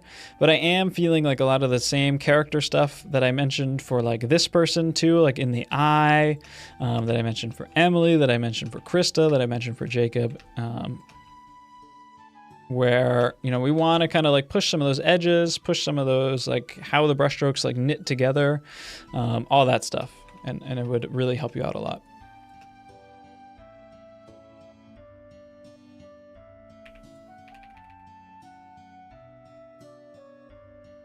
Okay. And very good. Sarah, I think you killed it. You did a really great job. I actually didn't have that much when I like first pulled this in. I was like, oh, I'm probably not gonna have that much to say. But now that I've been through all of these, and I've seen kind of like all these kind of value relation issues, I'm seeing kind of the same stuff in yours. I think it's a lot tighter and closer, but I still think you have a lot of areas that are just like, it's just too much detail. I think that like, I think it would be nice to kind of try to guide the eye through like a focal path of the image, right? So like, I think this image has this really nice kind of curve that moves like this through it, right? And so I would try to like focus my resolution along this path, essentially. So I think some of this stuff is getting a little bit too blown out. And we are losing a lot of saturation and cool stuff in here that I don't want to lose. And some actually a little bit more like depth.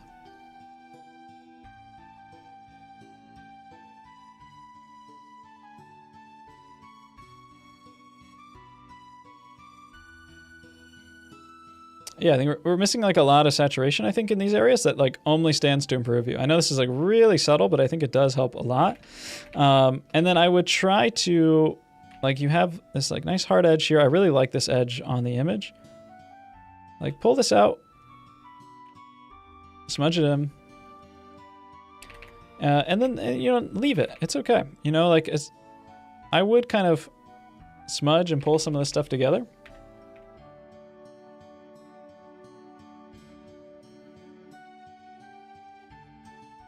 And allow it to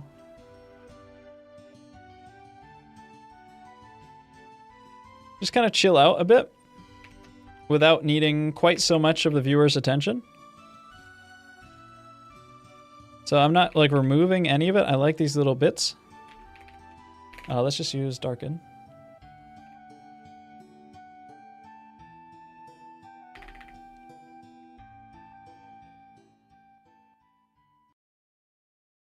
Kind of define some of this a little bit more.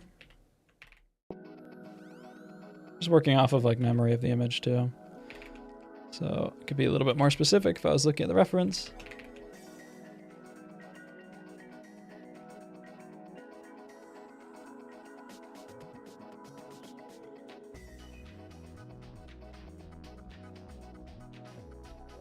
And then this is on like our focal path, right? This is on our path. So like, this is an area where I would come in, I would kind of, let me do this. Where's my HS?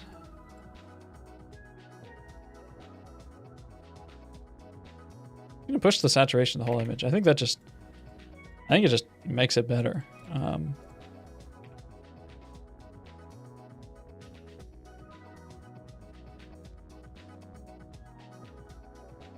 And I think it also does kind of like highlight some of these areas that are just stealing a little bit too much attention.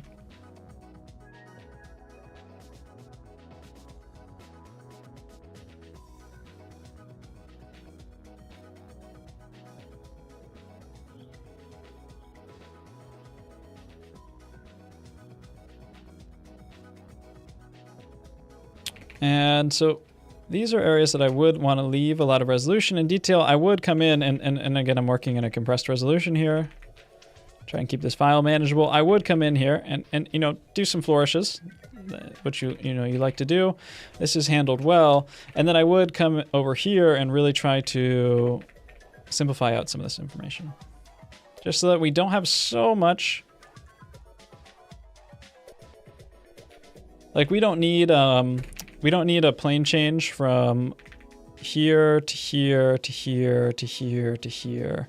Like we don't need to use 5 colors on that. It's the same thing I told you last time too. Some people just have like a little bit of a tendency towards this.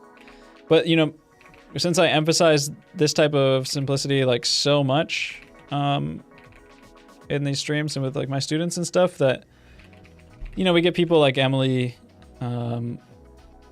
who have like probably the opposite problem, right? Like you're really good at like the flourishes and the character and like the interesting choices.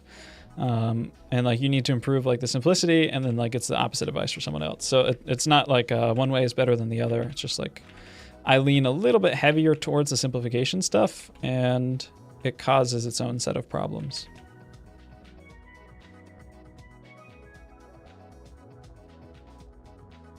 Yeah, likewise in here, like there's pretty hard edges along. Let me get a brighter color. There's pretty hard edges along kind of this bag of the eye, because the bag of the eye is like coming in and setting down and then hitting this like fat pad right here.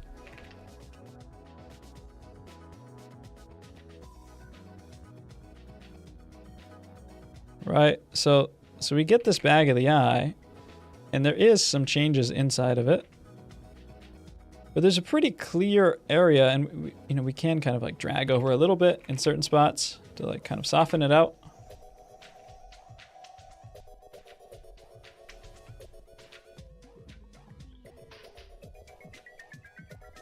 This is this area where I want to see kind of all the contrast aligned on. Let me keep on my task of just simplifying, actually, before I get too sucked into that area.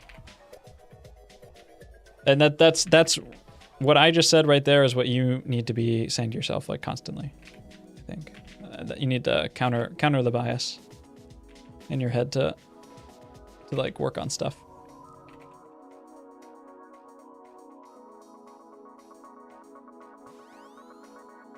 Simplify, or I'm gonna have to sample all layers.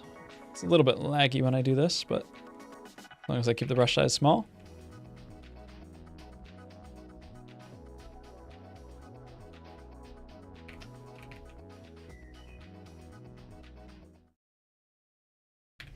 And actually, I probably don't even need to overpaint quite so much. I'm just gonna like hit stuff with the smudge brush a little bit.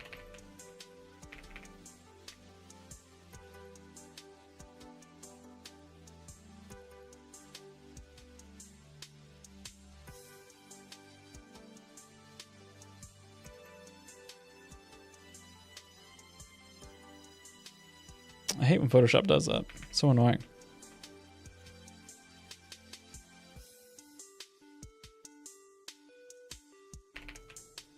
And I think probably just like can unify this whole area together a little bit more. Let me just go lighten. I'll go soft brush.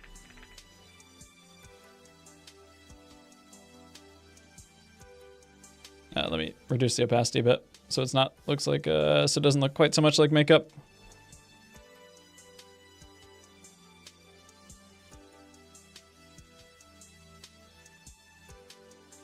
So a little bit more controlled. And let me just kind of erase some areas in here just to kind of bring some of that resolution back into the areas along the focal point. And let me use a darken brush on this hair so that we can kind of group it together a bit better.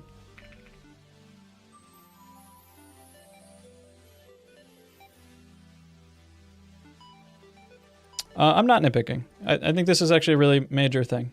I think the texture is good. I don't want you to remove all texture. I just want you to focus your texture so that the eye knows where to look. I think that's an essential component of any art and any art style.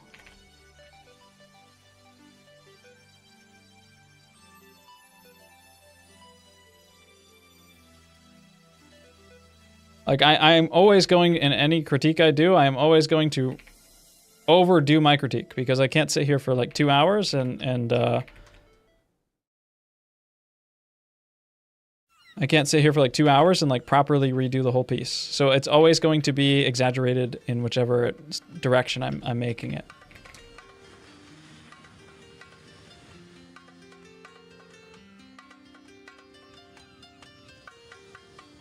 Right. And then it's like it's just like too many plane changes in every area. Even if I just like do this, it's like a little too saturated, but it's, I think, stronger.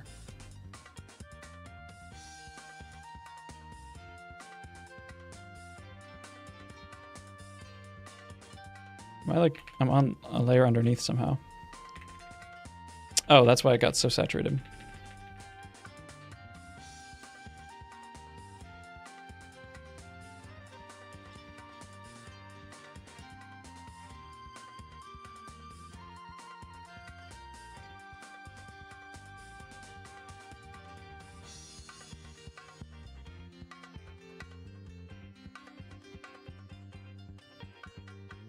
Right, like just the read of this, and I simplified on. All right, smoothed on there. So this is already has a lot of the detail removed. I think like the read of this ear is like way less attention grabbing, you know. And then you can come back, and I like these a lot.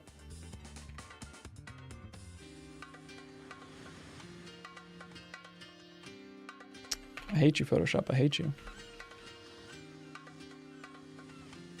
You know, and if you want to like kind of put these around, and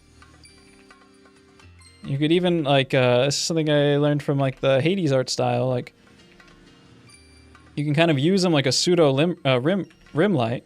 And I said in my short, like, that there is no logical sense behind these little color flourishes in Hades. And I got a lot of people that were like, actually it's rim light. And in many cases it looks like rim light, but there's many areas where it breaks the logic of it being a rim light. Because it looks cool to put it in certain areas. They're design ideas. It's not just, you know, it's a compositional aid more than it is like a logical lighting source. And that's okay. But that's what Gen Z does. The artist who does the Hades, what, is this on like another layer or something? What the fuck's happening? Who does Hades, she will kind of organize her color flourishes like along a path. And it ends up looking very nice. Yeah, it's just... Yeah, I'd choose kind of an area of organization for your focal point. You ever sculpted clay? Not really. I have done quite a bit of digital sculpting. Oh, sorry, you're in the chat, Sarah. I think I lost some of the saturation when I was working originally from grayscale. Yeah, I also would not work from grayscale for a portrait like this. I think it's... I want to keep some texture, just tightening up some areas so they group better. Okay, yeah, I answered that, hopefully.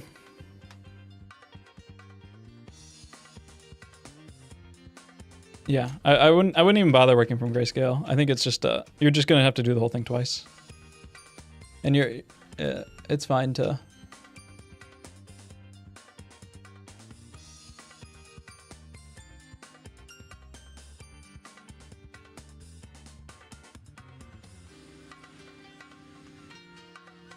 Okay, if you like doing it, then you can do whatever you want. Very good, everybody. That is the Jake Don't Draw live stream Super Show Experience Extravaganza. Thank you so much for being with me here today. Hey, Jake, just tuned in. What's something you can quickly summarize for the Can You Learn from Copying title? Yeah, Can You Learn from Copying is actually a really big question. And so I think this 5-hour-long live stream is actually a really nice short synopsis of the idea of Can You Learn from Copying. And I went over many of those things in a very short way compared to the grand scheme of what art is. So I think I should have covered that. Just rewind to the start. Watch the 5 hours.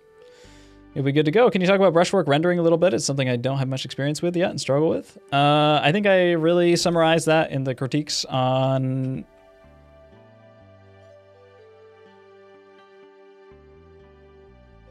Unlike these people, right? Like... I think there's one here. Yeah, these were all like really brushwork focused crits, right? And most of brushwork is just about understanding the form, right? I went very in depth on it. Oh, why did this break that? Oh God, this just broke everything, I think. Can you go back in? Sorry I wasn't on the live. Can you restart from the beginning? Yeah, I got you.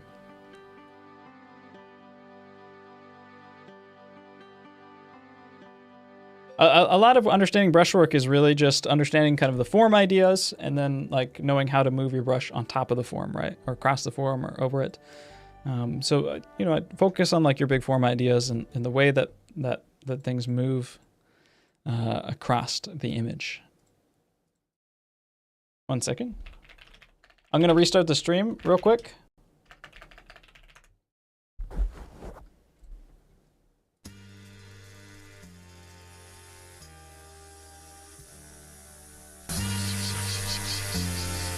Welcome, everybody, to the Jake Don't Draw live stream.